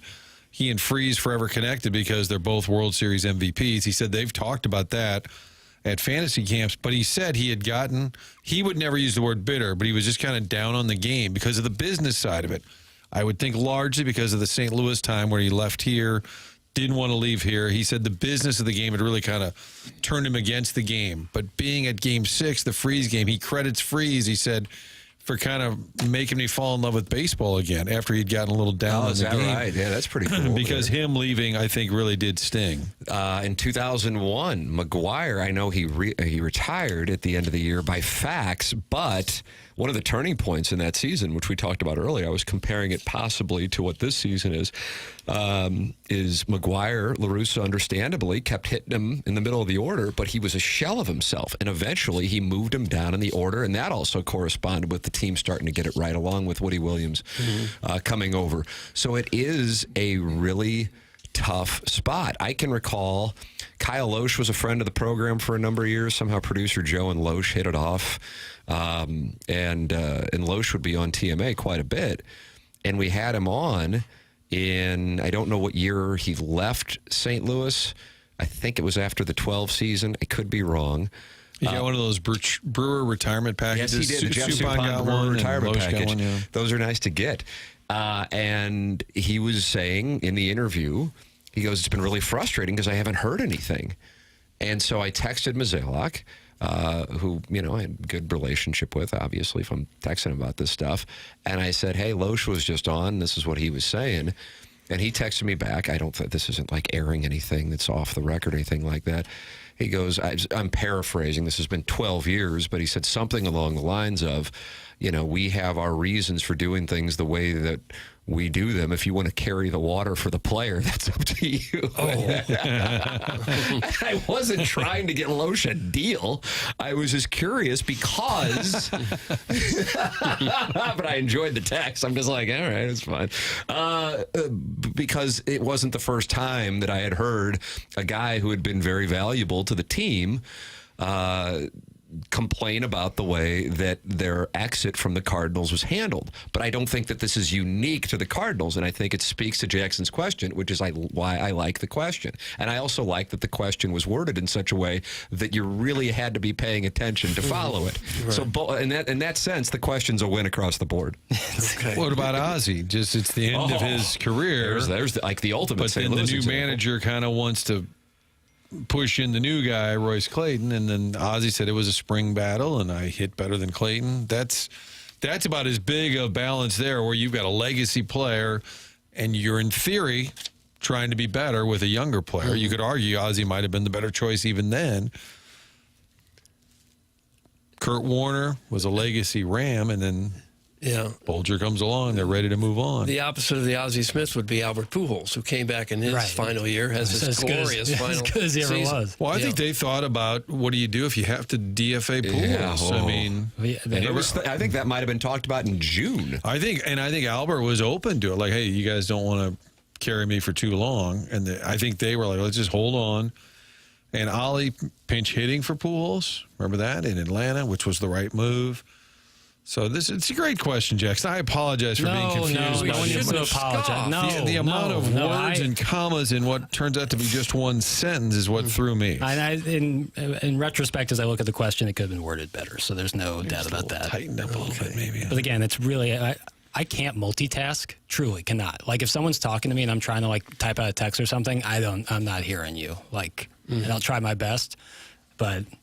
But your question was, how does a team balance it? Right. So, it's the team's job. It's their objective to win and put themselves in the best position to win. And if that comes at the cost of disrespecting a legacy player who is past their prime, maybe by a decent margin, it's like, what are you supposed to do? You don't want to be perceived as bad to your legacy players, but you also got to win. Is that kind of what happened with the Packers and Aaron Rodgers? There's examples. Like I asked it because of the Damian Lillard situation in Milwaukee. While not a Milwaukee Buck legend by any means, a great player who kind of got shoved to the side. It's not a tough spot. Army does exactly what the team needs. He doesn't give an F whose feelings get hurt. Army showed you how to do it with Backus and Petro. It's well endowed. I would have to respectfully disagree on the Petrangelo one. Because they wanted him to stay. Doug Armstrong said on Cam Jansen and Andy Strickland's podcast, the Cam and Strick podcast, if he has something that he would look back on as a mistake, it would be the Petrangelo situation. He also talked about giving the C to a player in Dallas. I think, if I'm not mistaken, he had two that he looked back on. But the other one, of course, the one of much more interest to Blues fans, and that's the Petrangelo thing. And I would actually say, I think, and I doubt he would say this right now because of the circumstances surrounding his health, but something we talked a little bit about earlier in the show, the Torrey Krug thing. And I do think, Martin, what your assessment was, that was exactly my read as well, and you and I have never talked about it. I thought that the Krug thing was, okay, we're not going to wait around. We already have the replacement for you, so we're going to make this insta-play on Torrey Krug. I thought it did involve emotion. Maybe it didn't, but that was my read at the time. I'm like, man, that is aggressive, and I think it's kind of a shove it up Petrangelo's backside move. That's what I thought it was. So I do not think. I think Armstrong is much more black and white and is a killer, and I love that. But I think that also can cut both ways with that kind of emotion if you get pissed off. And I think the Krug move would be an example of that. I didn't understand when they let Backus go and kept Steen, and I asked Army about it because similar players, amount of games, because he was talking about wear and tear with Backus. And he said he thought that the miles on Steen were not as significant as the miles on Backus. In other words, he thought Backus was going to kind of break down, and he thought Steen had a little more left in the tank. So he would put it right out there. He'd explain to you, because the Backus one was an emotional decision. I mean, Backus didn't want to leave. A real popular player. I agree. For the most part, I think, yes, Army is cold-hearted, does business the way he needs to do it. Doesn't really care what the fans think. If it upsets the player, doesn't really care for the most part. I think the only time the emotion really became a bigger factor would have been with the Petro exit. Boy, this is coming from the Blues locker room, Doug, I guess out at Centene. If it's Daddy Padre, it's not coming from anywhere but a vending machine company. Petro blundered to this day, even to the move yesterday, shows they are still reeling on the back end from letting him go. It's been musical chairs ever since, with Scandella, Letty, Falk, Krug, etc. That's from Dada. He used to be known as Daddy Padre. Now he is Dada. What is that supposed to mean, Dada? Don't know. That's what we call Daddy now, is Dada? Dada. I don't care for it. But what he says is true. Yeah. Well, that'll be the one that Armstrong regrets probably for the rest of his career, and has, I think. But he could also tell you, I was trying hard. I mean, could he have moved a number a little more, maybe extended a little beyond their comfort level, just to make sure that player stays here?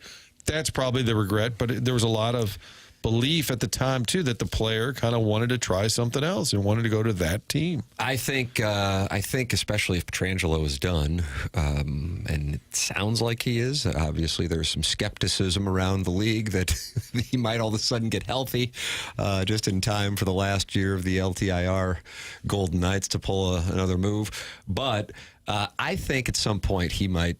I bet he will talk about it on a podcast of some form with what happened there. But Armstrong was asked about it. I think Cam or Andy asked him, Cam Jansen, Andy Strickland asked him in a follow-up when he said how much, like when he walks into the building, how there should be, or Pietrangelo should have a statue outside of there as the guy who first touched the Stanley Cup for a member of the St. Louis Blues, that it bothers him. And then they asked him, well, what can you say happened? He goes, well, since he's still playing, I don't think it'd be right for me to expound at this point. Maybe that day will come. Specifically to La Russa and Ozzy, that is one, I've seen Ozzy talk about it. Where do you think that relationship is, Martin? I feel like you would know better than anybody. I mean, they obviously coexist. I think coexist, improved. I think deep down, Ozzy would probably still say it denied me the proper end to my run in St. Louis. It made it awkward when it didn't need to be, or they were forcing a change sooner than they needed to. I think deep down, I don't know this for a fact, but I think it probably still bothers Ozzy a little bit. But I think they're cordial just because so much time has passed. It's been almost 30 years. Yeah. So, and Tony's probably... I'm still mad at Gary Kornfeld. Tony's probably still dug in on it, like why it was the right move for the team, that it wasn't personal. It was different with you, though, Tim. Ozzy had his career, and you were denied what would have been a superstar career. So it was, wait a minute. Ozzy's in Cooperstown. So it was more of an injustice that Gary Kornfeld cut Tim than that the Wizard, Hall of Famer, didn't get to finish out his career properly. I would still be playing in the NBA. You would be. Now, in that sense, Gary Kornfeld has made TMA possible. And so for that, blame him. So many of the people who love this program should thank Gary Kornfeld. But he denied probably the Milwaukee Bucks, I think, is where I'd be playing right now. Maybe Utah, maybe Indiana. It cost you probably $500 million. Celtics, I guess. Yeah, Dame Lillard's not a whole lot taller than you. So, yeah, it denied me that. Darn him. Thank you. Thank you for rushing to my side and support. We could ask the skipper about it tomorrow, but I don't have the energy to go there. It's just not the time, maybe. Wait another 30 years. He'd probably like to kind of forget that, too. I think they're cordial. Tony and Whitey, there was always a little awkward tension-ish. Because Whitey would always kind of take a shot. Well, we didn't have the wild card. We didn't have this kind of budget. Whitey would always kind of weave in a shot like, well, it's kind of nice now they got these budgets and they got these extra playoff teams. But I think they were fine. So that'd be a great. I think like Roland and Tony didn't have the best relationship. Do you know where that is now? I think they're better. I think they're fine. I think Roland's like, I'm in the Hall of Fame. We had a good run here. You did your thing, I did mine. I think they're better. But I'm trying to think of one that's lingering, where they're still. I think early on, Kurt Warner wasn't real pleased with Mike Martz after his departure, but I think now they probably see each other. Hey, how you doing? They're probably not texting or keeping up with the family. Yeah, it happens. You're welcome to give your thoughts at 314-399-9646.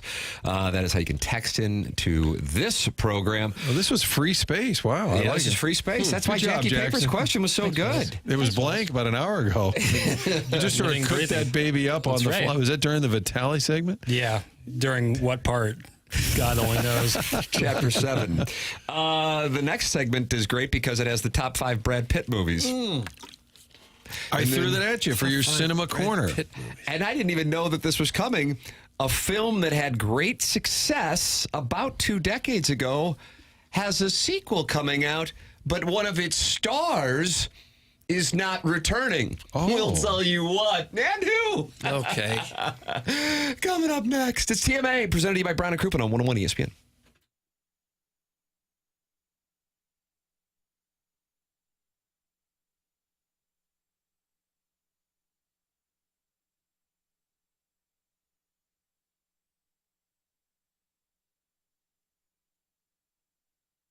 Clock's ticking towards the 4th of July. We're 2 days away. You've got friends or family coming over. It's time to stock up. That means you need to head to Schnucks. And when you do, you're going to be saving money. We've been telling you all about it, the 2,300 items that were reduced, and they kept adding on to that. There's so many different items throughout the store where the prices have been reduced. They're not on sale. Those are markdowns that you can count on. Make sure you have the Rewards app as well. They'll alert you to things that you often buy. And if there's even more savings to be had, you can use that app for delivery, for curbside pickup. The Rewards app is great because it also sends money back to you every time you make a purchase. It'll keep track of your points, which is really dollars going back to you, so you're saving money. Butcher Shop is always great at your neighborhood-friendly Schnucks. Load up for the 4th of July and save money on your groceries. That's tough to do these days. Schnucks is doing the best they can to help you save money, everyday savings that you can count on at your neighborhood Schnucks.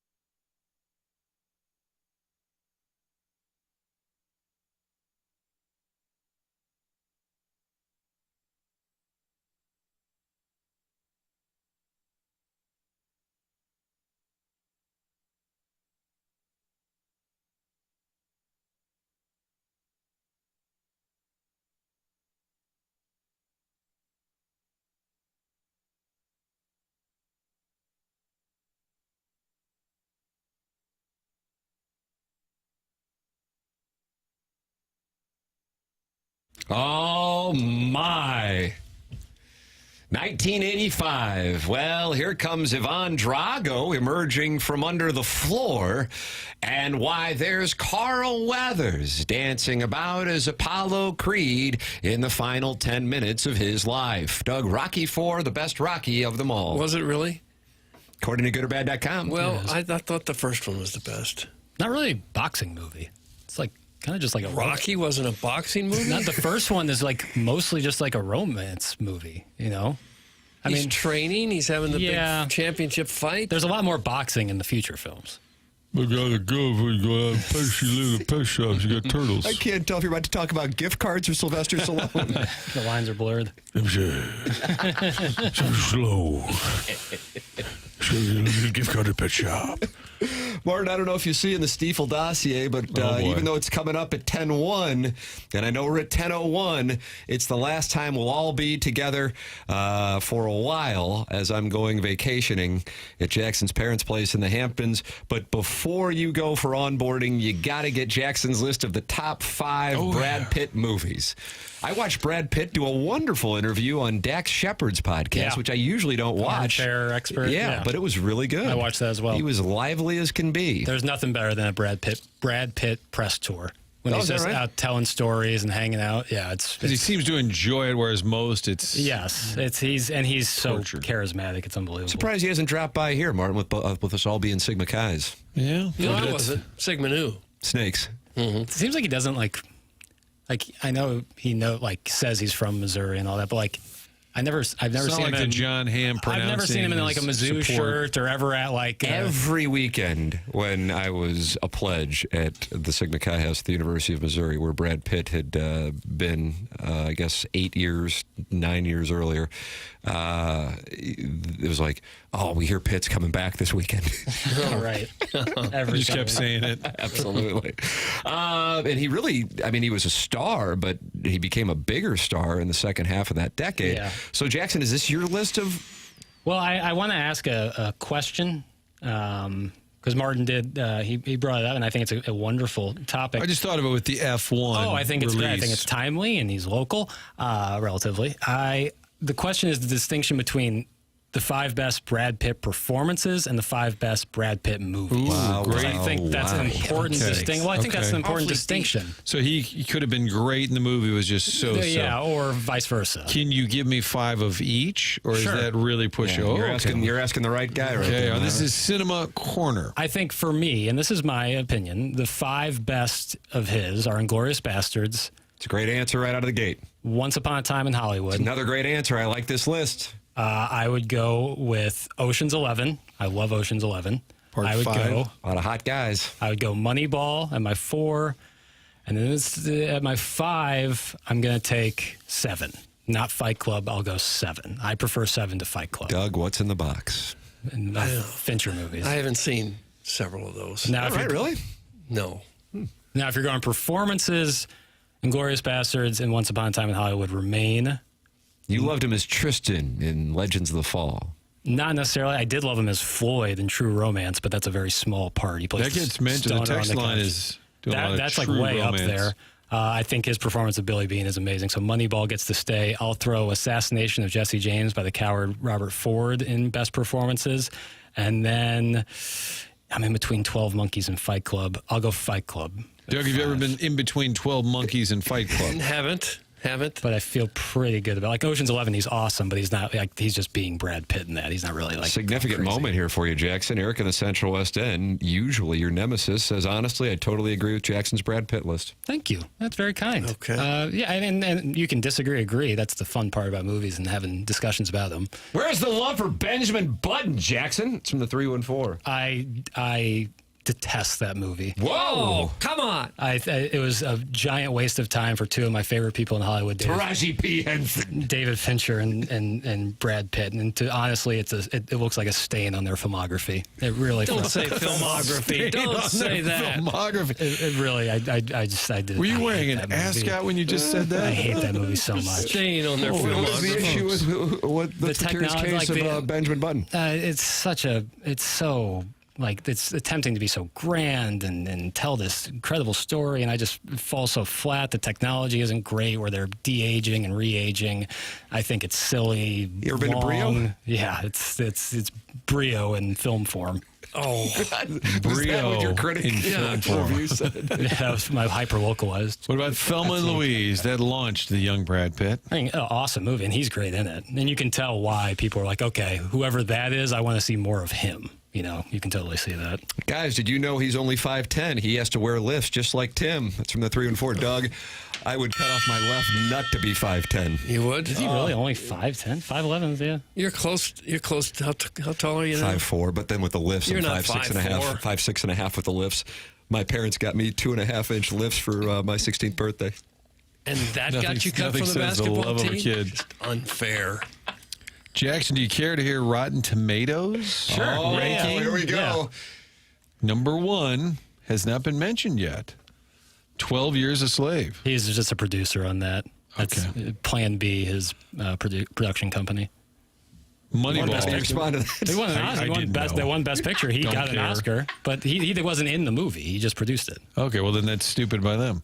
Moneyball, True Romance, Inglourious Bastards, The Big Short. Yeah, he's great in The Big Short, too. F1 the movie, with 83% Rotten Tomatoes, falls at number 6, but we'll call it 5 since we're not counting 12 Years a Slave. What's that about, F1? It's about Formula One racing. Formula One racing. Oh, okay. Yeah. It's kind of the Days of Thunder for Formula One. Really expensive. That movie kind of has to work for movies to continue to be healthy. Otherwise, it's staying on his filmography. No, I wouldn't say that. I'm actually going to switch out performances. I'm taking out Fight Club, and I'm putting in Burn After Reading for performances. Oh, yeah. The Brad Pitt performance in Burn After Reading is awesome. How do you have time to watch every movie that's ever come out? I don't, because I don't watch every movie that's ever come out. You watch a lot of them. I watch a lot. Yeah, I've been doing it for probably 15 years. Huh. How many nights a week are you watching a movie? 3 or 4, maybe. Really? Maybe I'm not like all the way through. Sometimes I rewatch stuff and only watch part of it. How about this? Minute Bowl eligible. We were journalism school classmates. I told them to stick it out and avoid California. The fool didn't listen. That's from Minute Bowl eligible. Wow. Yeah, he made a mistake. He could be writing copy somewhere, Doug, instead. Well, for every person that goes out to California thinking they're going to be a star, there's about 10,000 that go out there and don't make it. And switch to the San Fernando Valley. Well, John Hamm has a story where he was on the set for a porn movie, but he wasn't in it, but he was like... I think more of the Cinemax variety. He was like helping out or something. He was getting ready to shut it down. And I remember actually seeing the movie. Jackson, you'd be happy. I saw it at Plaza Frontenac. Oh, yeah. Kissing Jessica Stein. I think that was kind of his first... and that was with the lady that he was with for a number of years. They broke up a few years ago, and I think he got married, if I'm not mistaken. But that was kind of because he's like, I'm going to give myself till I'm 30, and if it doesn't happen by then, it's not happening. And I think that was right around that time, and then that kind of launched him. Obviously, Mad Men was the... Well, for all those aspiring actresses, especially, thousands, I'm sure, a year go out there to make it. You can see how Harvey Weinstein had his playbook there. Yeah, there's some. How bad do you really want to? There's some really gross stories, especially like in the late 70s, early 80s. There's some gross stories about stuff like that. The casting couch. Oh yeah. Ben Boyd has often been accused of cutting the tin snips on this broadcast. He uses tin snips to cut our wiring. And he texted me and Martin. He said, "Snatch better be on that Brad Pitt movie list." Ben Boyd of the Cardinal broadcast team. He was not. That was not on the list, though. I love Snatch, and that's no reflection on Snatch. It's a reflection on name of the movie. How great Guy Ritchie directed. Yeah, of how great of sorry, Doug, filmography Brad Pitt has. Gosh, I gotta say, I underrated his catalog. That's crazy. Until scanning through this, it's crazy. He's willing to be like in The Big Short. I mean, he's real. He's like. He probably has like the 8th most screen time in that movie, but he's totally cool doing something like that. Or Once Upon a Time in Hollywood playing second fiddle to Leo. Like, it's kind of hard to be the pretty boy and also have acting chops. Right, that's the thing. That's what they always say about him is he's like a leading man with character actor chops. Yeah, I know what he's talking about. I interviewed his brother once. His brother does some great work, like some charity work. Yeah, and they said, just don't ask him about Brad. And I'm like...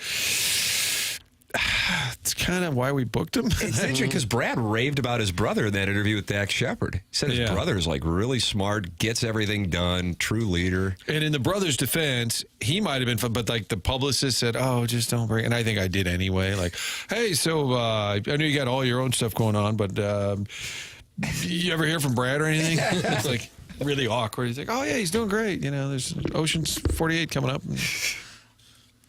We'll take your Brad Pitt text. Brad Pitt is in 12 Years a Slave. That's from the 314. If he is, it's like in an incredibly small section of it. He's like produced it and was very involved in the movie, but I don't. Would this damage GoodOrBad.com's futures? Oh, yeah, I guess he's in there for just like a crap. Doug, I got to get my money out of that thing. You really do. I was kind of surprised it would be on that list if he had no role in there. I didn't want to get into it, but yeah, but he's much like he won an Oscar for that movie, but for producing and not for starring in it. Okay, it was based on the tomato percent. That's what the ranking was. Jackson, did you ever think about going into acting yourself? No, what about that? Not my speed. You pretend to be a producer? Not classically trained. No, not really. Not really. It's not too late. Yeah, what about that? You're 27, eh? Do some community theater. I would take a role, you know. It would have to be juicy, something I can sink my teeth into. Oh, you know. You want to be the star right away. I don't want to just be like, you know, cop number 2. I want to be, you know, something I can really dig into. You demand to be the star. Something. So, a speaking part. Get my SAG card rolling. I'd hire James Carlton to be the lead in my film, Doug. He's online at carltoninsurance.net, but then I'd lose him as my insurance agent, and I would hate to have that because he's been my insurance agent for the last 6 years. He's in Webster Groves, and he's online at carltoninsurance.net, 314-961-4800. Check him out on Google. Type the name in, James Carlton, State Farm Insurance Agent. You're going to see 425 5-star reviews for James Carlton and his team, and it is a big team in Webster Groves. It's carltoninsurance.net, and there is a good chance that your insurance costs went up year over year. You have about 2 minutes of an investment here to call 314-961-4800, and your return can be thousands of dollars for those 2 minutes. Because James's staff will see how they can save you money. And we've had so many people who listen to this show say, I made the switch to James Carlton, and I cannot believe how much money I'm already saving. That's what they do for people. 314-961-4800 to go online at carltoninsurance.net. Martin, you're headed to the 4th of July edition of Onboarding? Yeah, it's going to be kind of setting the table for the whole weekend. Ooh. I think we're going to get some work to go for the weekend. I like that. Assignments. Jackie Papers, we'll see you again. When are you back, Jackson? Monday, Tuesday? Monday. I will see you a week from Tuesday, Doug. That's the first of what are many vacations coming up for me here over the next month. 7 weeks you're taking. 7 weeks of vacation. Martin is heading out. We are heading into the 10 o'clock hour. The program is called TMA, and it's presented to you by Brown and Crouppen on 101 ESPN.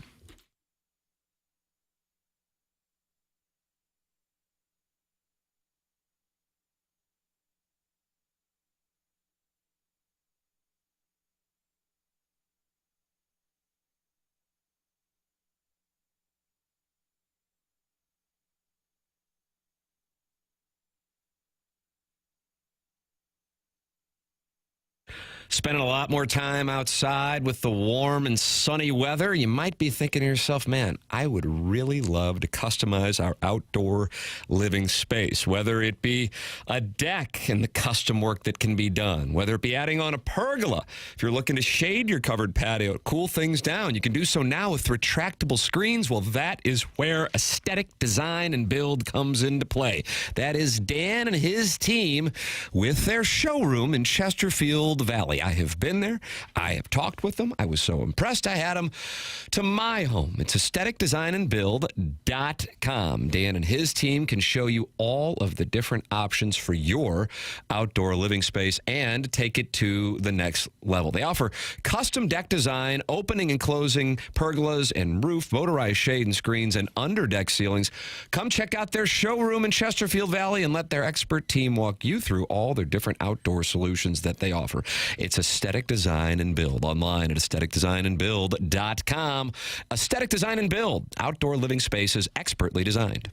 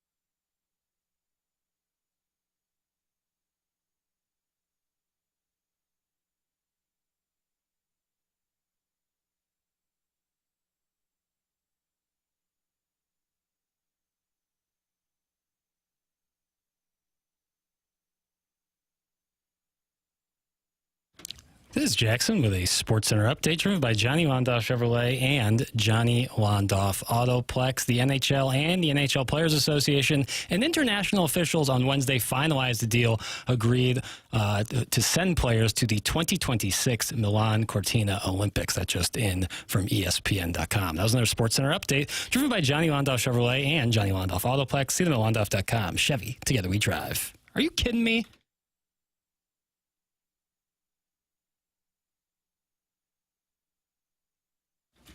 Team 801 ESPN and the TMA YouTube channel. We've got the Design, Air, Heating, and Cooling email today coming up at 10:45. And we're giving away 2 tickets to Adam Sandler, so send in your emails. Chairman, have you heard from Marlon's Family Barbecue, who is all excited about the chance to tie Buck Swope for the month of June? Had a big email ready for Monday to try to force that tie. He was down 1 going into the final day of June, and he got filtered out. Has he said anything to you, or has he just gone dark? No, he just went dark. He did not email in yesterday. Stunning. Has not yet emailed in today. I don't know if I kind of took the air out of his balloon. Yeah, I think he may have stepped away for a little bit. Wow. Marlon's Family Barbecue not happy that he got filtered out, and now he is boycotting the program, or he just doesn't care to write in. Well, if he wants to pout, I'll shadow ban him. Nice. That's what I'll do. Well, you're not going to win the Adam Sandler tickets if you don't write in. The morning after at InsideSTL.com. 2 tickets for Friday, October 17th at Enterprise Center. That's the prize. You can find all the details and a bonus chance to win free tickets to the show right now at 101ESPN.com. So 2 tickets is the prize. Would it be 2 tickets are the prize? I think it's 2 tickets is the prize. The prize is singular, right? You're an educator. You would know. Yeah. But the prize is 2 tickets. The prize is 2 tickets. Money? The prizes are tickets. Yeah, right. Yeah. Hey, listen, I default to you, brother. Chairman Kurt Doug, an educator. Yes. Retired, of course. It was just I was making too much money. I had to step away. Yeah. But if you get your master's or something, you can start to make decent money. Yeah, right? I have a master's degree. You do? Mm-hmm. In what? Athletic and Activities Administration. Oh, there's going to be some text. So how would you teach that? It would have been to be an athletic director. Oh, so why didn't you pursue that? Me and education just kind of it ran its course. Okay. Plus, HD2 Radio came calling. Oh, yeah. And that paid way more than any. That's right. And then my guardian angel, Tim, plucked me out of the obscurity for Sound Story. That's right, Doug. Okay. Shout out to all the ADs out there, though. It's a hard job. It's a lot of hours. A lot of hours. Yeah. You got to stay. You're there on all Friday those nights for games, football a lot of games and travel. weekends. Dick Wayner, who was the athletic director at St. Louis U High for all of my time there and for decades before and after, truly, I think, one of the finest human beings I've ever met, much less athletic. And he did a Sound Story, and Jackson was the producer on it, and you got to meet the man. One of my favorites I've ever had the chance to listen to. Telling you. It's just incredible. Yeah, the sacrifice that you got to make. Tip of the cap. You're exactly right on that. You can contact the program. The morning after at InsideSTL.com, of course, is the email of the day address. That's brought to you by Design Air. But you can also text in 314-399-9646. And that's Air Comfort Service sponsorship and Collier & Thompson sponsor of the phone lines, 314-974-0101. Big Tuft won the Listener of the Month in June, and he has sent out a statement, Doug, regarding his win. All right. Congratulations to Big Tuft. Hey, guys, regarding the June 2025 Listener of the Month win, I am humbled and I am grateful. First of all, I want to thank God. Secondly, I want to thank Tim, our sweet prince. He really is the best. I was in Orange County for the last week recharging my batteries and was PLTDing on the flight home and regarding the backwards cap discussion from yesterday. And nobody, and I mean nobody, should wear a backwards cap after you graduate college unless you're A, on a boat, B, a catcher, C, doing manual labor around the house. I went to St. Louis University High School, and I got cut from the freshman baseball team, so I can only wear a backwards cap on a boat. Lastly, never, and I mean never, wear ball caps of different teams other than your home city. You could be a man! Thanks, that's from Big Tuft, June 2025 TMA Listener of the Month. I don't know if that was directed at you. You're not wearing your Boston Red Sox cap today, but do you have any retort to our Listener Listener of the Month, Big Tuft. Is it too late to change my vote? Oh, my. I'm really tired of this Tuft, you know? Yeah, he's a handful. Sorry, Jackson. No, hey, listen. I also disagree with his take on wearing a hat backwards on a boat, because one of the big concerns is getting sunburned, right? And a forward hat would protect your forehead a little bit from the sun. Yeah, but that hat's going to be on the water if you wear it forward. Why? Yeah, and also your drag pen might bump up against the mirror as you're leaning over it. Pull it down. Tighten it up. I don't even know what to say to you right now. I got an answer for you. What? Ladies and gentlemen, this is Jackson Burkett. Prop comedy. This is where our friend the bucket hat comes into play. Look at the bucket hat. LL Cool J is hard as hell. LL Cool J is hard as hell. What do you think about that? Why anyone would want to wear a bucket hat is beyond me. It just doesn't folksy. It doesn't sit well with me that it doesn't have fries all over it. It looks horrendous. It doesn't look horrendous. It looks like a comedy routine. I look like Bill Murray playing the AT&T Pro-Am. Who was doing a comedy routine at the time. Well, if I have to model my life after Bill Murray, I'd say it's a good person to model my life after. Nice. It's tough to see. This brim is quite low. It's a horrible hat. You're not a fan? No. It's kind of my vacation hat. It is? You actually wear that? Do you really wear it? Mm-hmm. You wear that out in public? Yeah. On vacation. It's my vacation. When I put this on, I know it's time to relax. It's my vacation hat. It's great for blocking the sun, too. You see this skin? It doesn't stay this pale for no reason. It's kind of giving Inspector Gadget. Yeah, that would be a little higher up. I think of our friend Schoolboy Q. Doug, do you think of Schoolboy Q? I have no idea who that was. Studio. That part. I'll put my hat back on. I'm sorry. Okay. I like the bucket hat better. Thank you, but I love this TMA ball cap right here. The bucket hat looks like I'm a real card. You don't know what I might do. Kurt's former coworker says, can we get a TMA bucket hat? Wouldn't be a bad play. Doug, would you wear a TMA bucket hat? No, I would not. Not wear a bucket What about like a sun hat, like a wider brim, the straps underneath? No, really thanks. good for blocking the sun. I know. So is sunblock. I use sunblock. Pulling a bucket hat out of your backpack makes a lot of sense, virgin. That's from Gooner Reloaded. He was sniping at me yesterday, if I remember correctly. You got beef, Goon?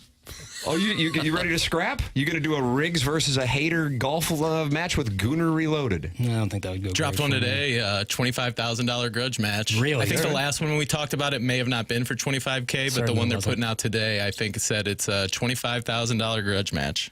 Wow. Hey guys, I never sent a self-indulgent text bragging about my Southwest flight to Orange County and berating Kurt for wearing a hat after winning Listener of the Month for May. So thanks. Also, Kurt needs to wear a Gorlock hat. That's from Alan Dadeville. That's in reference to Webster, Doug? Mm-hmm. Right at the corner Not Emmanuel of Lewis, Lockwood. Michael Jackson's date to the 1984 Grammys, but rather the university. Yeah, boy. That first part always messes me up. Weird. That Michael Jackson took a gentleman who looked like a boy but was of age as his date to the 1984 Grammys. Yes, that's quite odd. And then he took I think you're getting close to kink shaming, I'm just telling you. And then he took like a live chimpanzee once, didn't he? That's correct. Bubbles? Mm-hmm. Was it Bubbles? I think it was Bubbles. And keep in mind, in fairness to Michael Jackson, the apps weren't up at that time, so it might have been tough to find a date. So he sided with Emmanuel Lewis, and then the following year, Bubbles, the chimpanzee. And Doug, there were no tells that there could be something amiss. Yeah, what was the diagnosis there? Just completely bat crap crazy? This is what happens when the Cardinals can't hit. That's what happens. That's what happens. Email in the morning after at InsideSTL.com for the Design, Air, Heating, and Cooling email today. That's coming up in about 20 minutes on this program. Mentality can help tend to you if you are feeling sluggish. They are a great TMA sponsor. Support the sponsors. Mentality has been with us now for a number of years, and I have been tested at Mentality, and I can tell you it couldn't be any easier. If you are feeling sluggish, if you are dealing with low energy, low motivation, you're putting on weight, or you're not putting on as much muscle as you used to when you worked out, those are symptoms of low testosterone. So, Mentality is a local healthcare facility that specializes in helping men feel and perform at their very best, and they can tend to your issues. You get tested, and they focus on free testosterone levels, which many doctors overlook, and that ensures your treatment is tailored to your body. It is Mentality. Mentality wants you to be the dad who can keep up with the kids, be the husband your spouse knows you can be, and feel and perform like you did 5 or 10 years ago, whether it's at work, in the gym, or at home. It's Mentality. Check them out online at mentalityhealth.com/radio. The program's called TMA. It's presented to you by Brown and Crouppen on 101 ESPN and the TMA STL YouTube channel.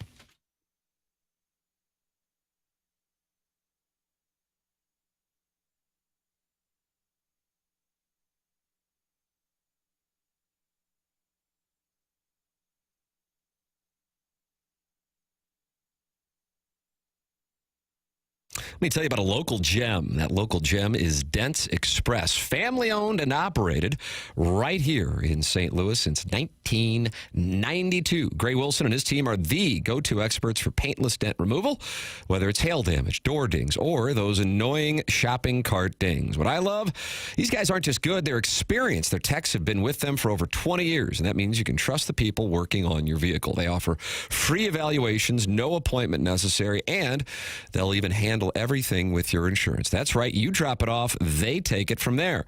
They are open Monday through Friday from 9 to 5 and located in West County. You can call them at 636-227-5050 or just swing by. Let Gray know that we sent you their way here on TMA. It's Dents Express in West County, and they're going to take care of everything for you. They'll handle your insurance.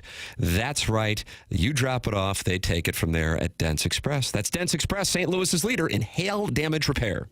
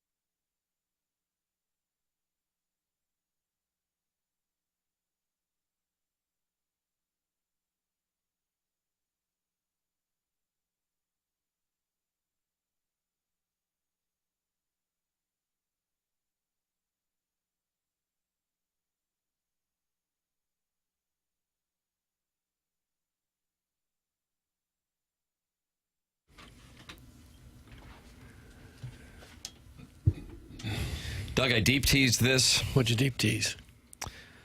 An incredibly popular film from nearly 2 decades ago, it was made in 2006, is going to have a sequel 19 years later.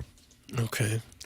Guess the film and guess the star of the film who is not returning and the only member of the star cast not returning. Any kind of clue or hint? Anne Hathaway. Anne Hathaway. Is that the answer, or is that the star who's not going to have a part in it? Neither. That's the hint. I need a better hint than that. Initials, please. Some portions of it are filmed in Pei. Some are filmed in Manhattan. Fashion. The designer show. What is it? Designing women Prada, with that cute little Dixie Carter. What is the movie? The Prada. Am I on the right track? Yeah, you're Devil Wears Prada. Yes. Okay. Yes. Good work, Doug. In which star will not be returning? No shot. God. Yeah, Anne he's not- Hathaway. No. No, she's back. The older gal now. Nina Hartley. No, not Nina Hartley. Boogie Nights, the one too. who's I'm been into the that. big star, and I can't remember her name. Janine Lindemoller. No. Meryl Streep. There you go. Oh, that's wrong? She's in it. But she's in it, but- She's in it. Well, then I got nothing for you. Doug, watch this. I am Queens Boulevard. Yeah. Don't What ever that? say that to me again. Can I have Probably initials best on this acting woman? is A.G. A.G. Anne Griffin is not going to be in this I think one. you could give him every letter except one, and Andy I'm not sure he Griffith. gets Andy this. Griffith is the answer. Matlock. Annette Grammer will not be in this Andy picture. Grammer. The first name is Adrian. Adrian Barbeau. Out. Adrian Grenier. Yes! Okay. How about Okay, that? I stand down. Adrian Grenier is Okay. not returning for the Devil Wears Prada sequel, and Jackson went from saying good to now you're concerned it's going to be bad. I wonder how I ever got to sleep last night knowing she won't be in this picture. It's a he. Oh, gosh, him especially. Vinny Chase. Is your man. bald king Tucci in that? You better believe it. Anne Hathaway, Meryl Streep, Emily Blunt, and Stanley Tucci are all back. Adrian Grenier, a gentleman, is not returning. Yeah. Jackson says he's the worst actor in human history. Not in human history, but You ever see my St. Gabriel play from 1989? That was at Man of La Mancha? I don't know what you were in. what role did you play? Lead? Yeah, of course. Of course. I have those Clooney lead looks. That's absolutely. They just Is that have me Don on Quixote? stilts. Don Quixote. The Lord Don Quixote, the man of La Mancha. Oh, I could reprise that role right now. Wow, you had to do some singing, did you? I was singing and dancing, but again, I was on stilts because Oh, the so they lead could see you. actress was 4'8". Okay. You had to do the whole play on stilts? That's why I got praise for the role. See, this is wardrobe changes This is the tough. problem with the theater is that you have to be on stilts. To the movie, you could shoot it differently. You could Tom frame Cruise. it up. Exactly, precisely. I don't think Devil Wears Prada 2, which I'm not like fired up that they're like making a second one necessarily, but I don't think it's going to hurt because Adrian Grenier is bowing out. He's kind of bowed out of everything for the past. I've been really hard on him, and I'm sure he doesn't give a damn. So this segment of our show is But who is he's- not going to be in a movie? Just This could Adrian go on Grenier. for a while. Just Adrian I Grenier. just followed the Stiefel dossier. He's big into like saving the turtles now, right? He's a huge environmentalist, yeah. That's most of his, if not all of his time spent in the public eye is through environmental efforts. So he's not much of an actor anymore. Some could say it was talent. Some could say priorities change. But I don't think Devil Wears Prada 2 will be the worse for it. What about Happy Gilmore 2, which comes out here very soon? He might be in that. It seems like everybody and their No, I'm not mothers in talking that about one. Adrian Grenier anymore. I'm talking about the sequel Yeah. and how it's been even longer in between Happy Gilmore 1 and 2 Yeah. versus Devil Wears Prada and Devil Wears Prada 2. I think an important thing to know is like Sandler has a massive deal with Netflix through Happy Madison, his production company. So they're probably green lighting a lot more things than, and they're like, oh, this super popular movie from the 90s and you want to kind of just run it back? Sure. People still love it. Go ahead. Do what you want, Adam. All right. Doesn't sound like you're bullish on it. Sandler. Stop saying Sandler. Say Adam Sandler. Adam Sandler, and you can win 2 tickets to see Adam Sandler if you win the Design Air Heating and Cooling email today. It seems like every other movie, like one's like kind of a fan service, goofy comedy, and then the other one is like a pretty serious. Uncut Gems. Uncut Gems. Then he did Hustle, which is outstanding. A couple of years ago, basketball movie with Juancho Hernan Gomez. And he tried something called Spaceman a couple of years ago, which wasn't great, but I liked the effort. Like, a lot of times comedians have really good dramatic chops as actors, and we've seen that time and time again. Bill Murray, we talked about with the bucket hat. Robin Williams. Robin Williams, incredible. And I think it's probably because they understand the human condition pretty well, being comedians. Well, and they're kind of actors when they do their role. Sure. Stand-up. Delivery and all that. Okay. So that's But the Adrian segment. Grenier not being in Devil Wears Prada 2. That, you know, I'm not going to This lose whole any sleep. segment is centered around Adrian Grenier not being in a movie. Can you put that in your last Sports Center update? That Adrian Grenier has announced he will not be in it. And also, Please do that. Cardinals first pitch 11:35. On the slab. Yeah, that's fine. We got the design air heating and cooling email today coming up. Your thoughts on Grenier not being in something. The morning after at InsideSTL.com. It's TMA presented by Brown and Crouppen, 101 ESPN.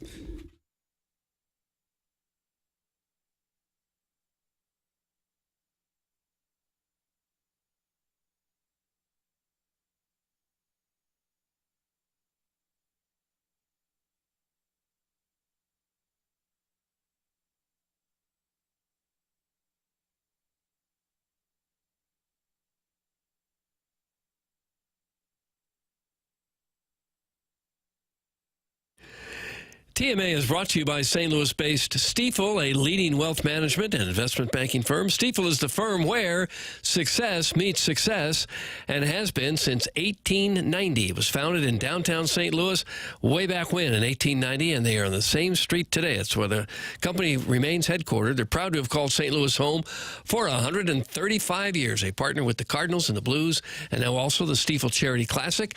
They also sponsor Stifel Theater. Stifel is honored to support the city, the people, and their future. With financial advisors in 12 offices across the region, Stifel helps clients right here in St. Louis and nationwide manage their hard-earned wealth. Stifel also provides banking, lending, and trust services and has a full-service investment bank. Basically, when it comes to finance, Stifel has you covered. As one of the fastest-growing wealth management firms in the world, their tagline is where success meets success. Stifel Nicholas and Company Incorporated, member SIPC and NYSE.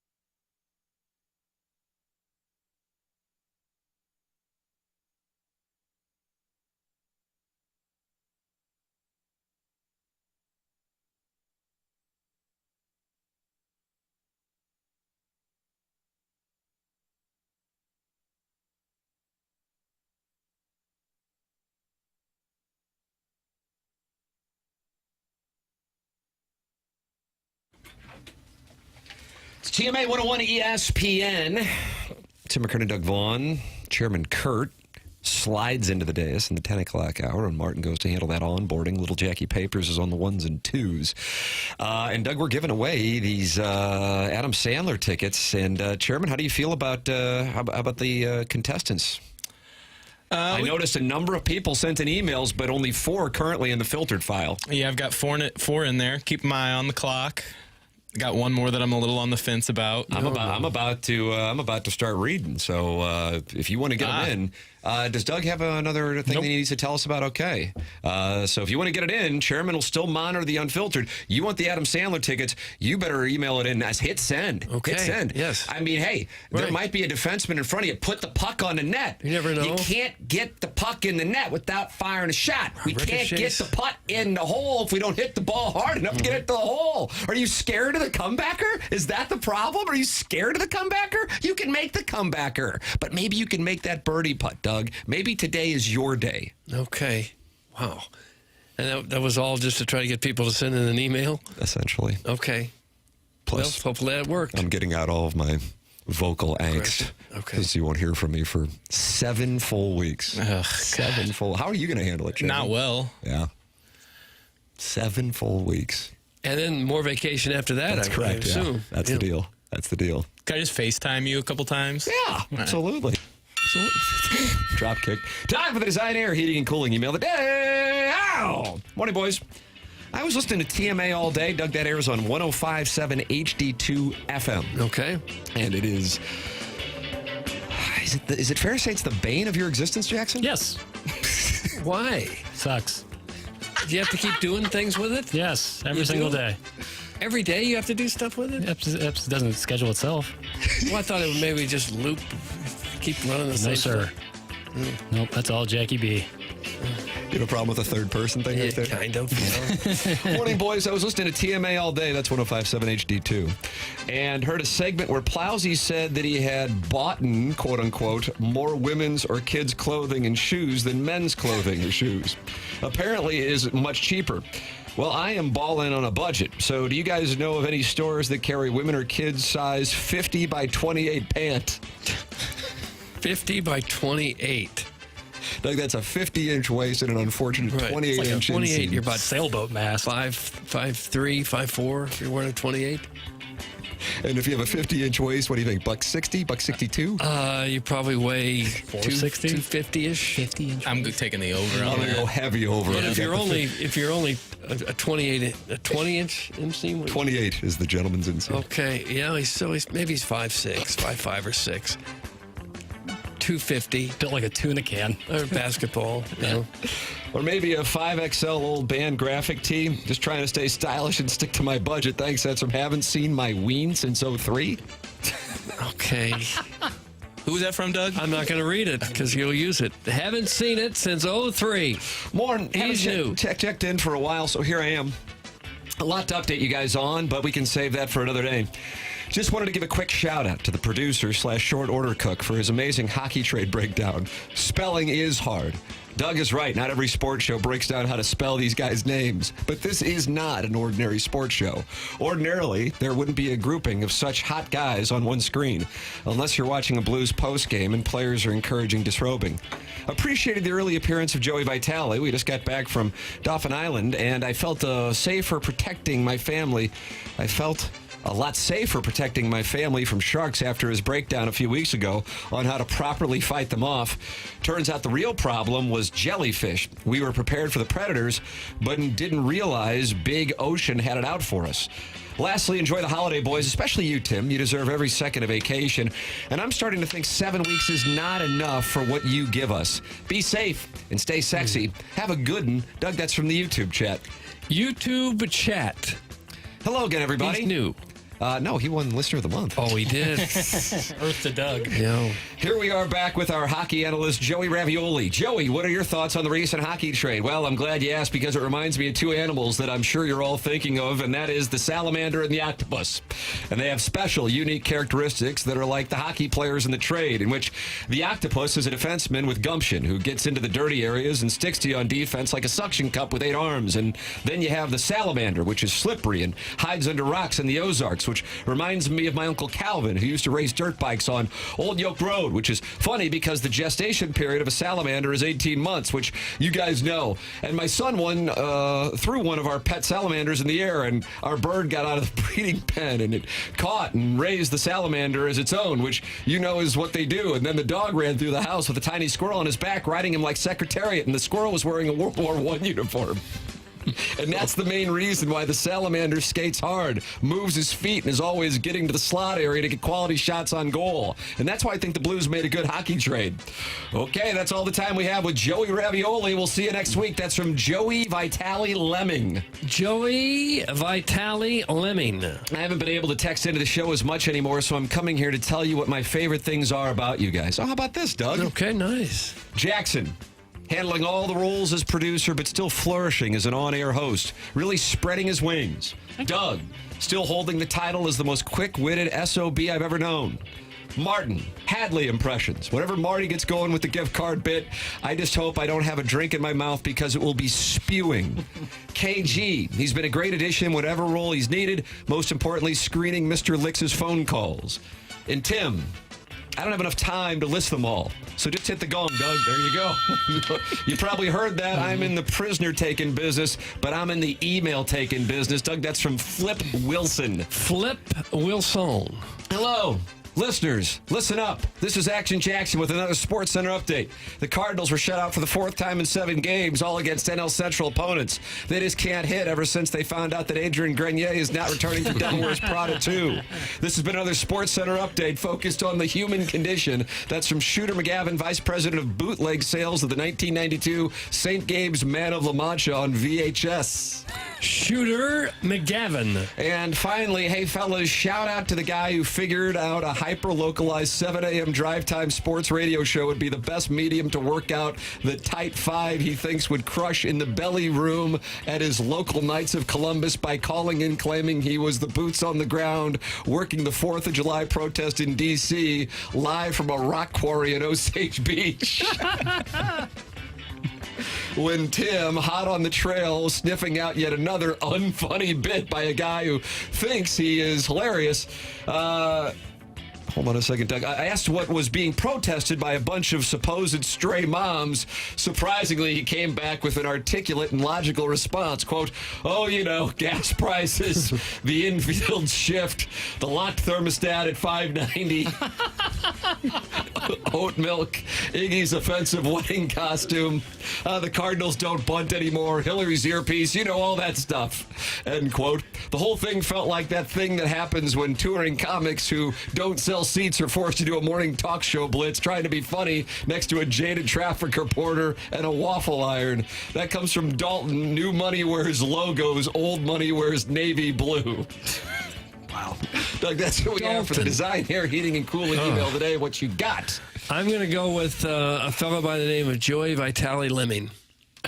This Dalton's a 4, so I'm going Dalton. I liked Flip Wilson. That was nice. I'm going with the Joey Vitale Lemming, although I thought there were a number of wonderful contestants. Congratulations to the Joey Vitale Lemming. You're going Adam Sandler on October 17th at Enterprise Center. You can learn more about the show right now at 101ESPN.com and get a bonus chance to win at 101ESPN.com or the 101 mobile app. We'll take a break, come back with the final segment of TMA next here on 101 ESPN.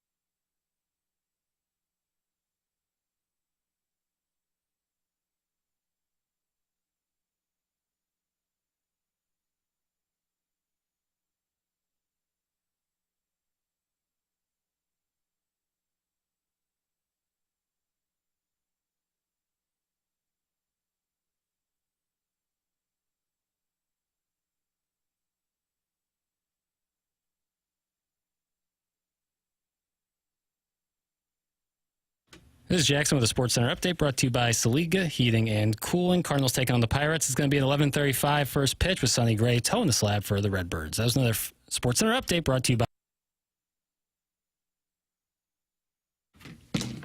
Team A 101 ESPN, and Doug, we're shutting it down. BK and Ferrario are coming up next. Wanted to make sure we got all the emails in for the Design Air Heating and Cooling email today, so we did them. You call it the penultimate segment? I never used the word, no. Like 7 weeks, so I might do that. Yeah. And Chairman Kurt, you'll be on the 1s and 2s, I guess, tomorrow, and Yep. Doug and Martin will be in here. Yep. And Tony LaRusse is going to be on, and he's got a hell of an event coming up on the 16th. That's going to be super fun. You'll hear about that and sure plenty of other stories as well. The station is off on the 4th of July, so I hope everybody has a great 4th of July / Independence Day weekend, and we will talk with you again coming up here on TMA tomorrow at 7 a.m. BK and Ferrari are up next for Jackie Papers, for Chairman Kurt, for Martin Kilcoyne, for my brother Kevin, for Douglas Elvin Vaughn.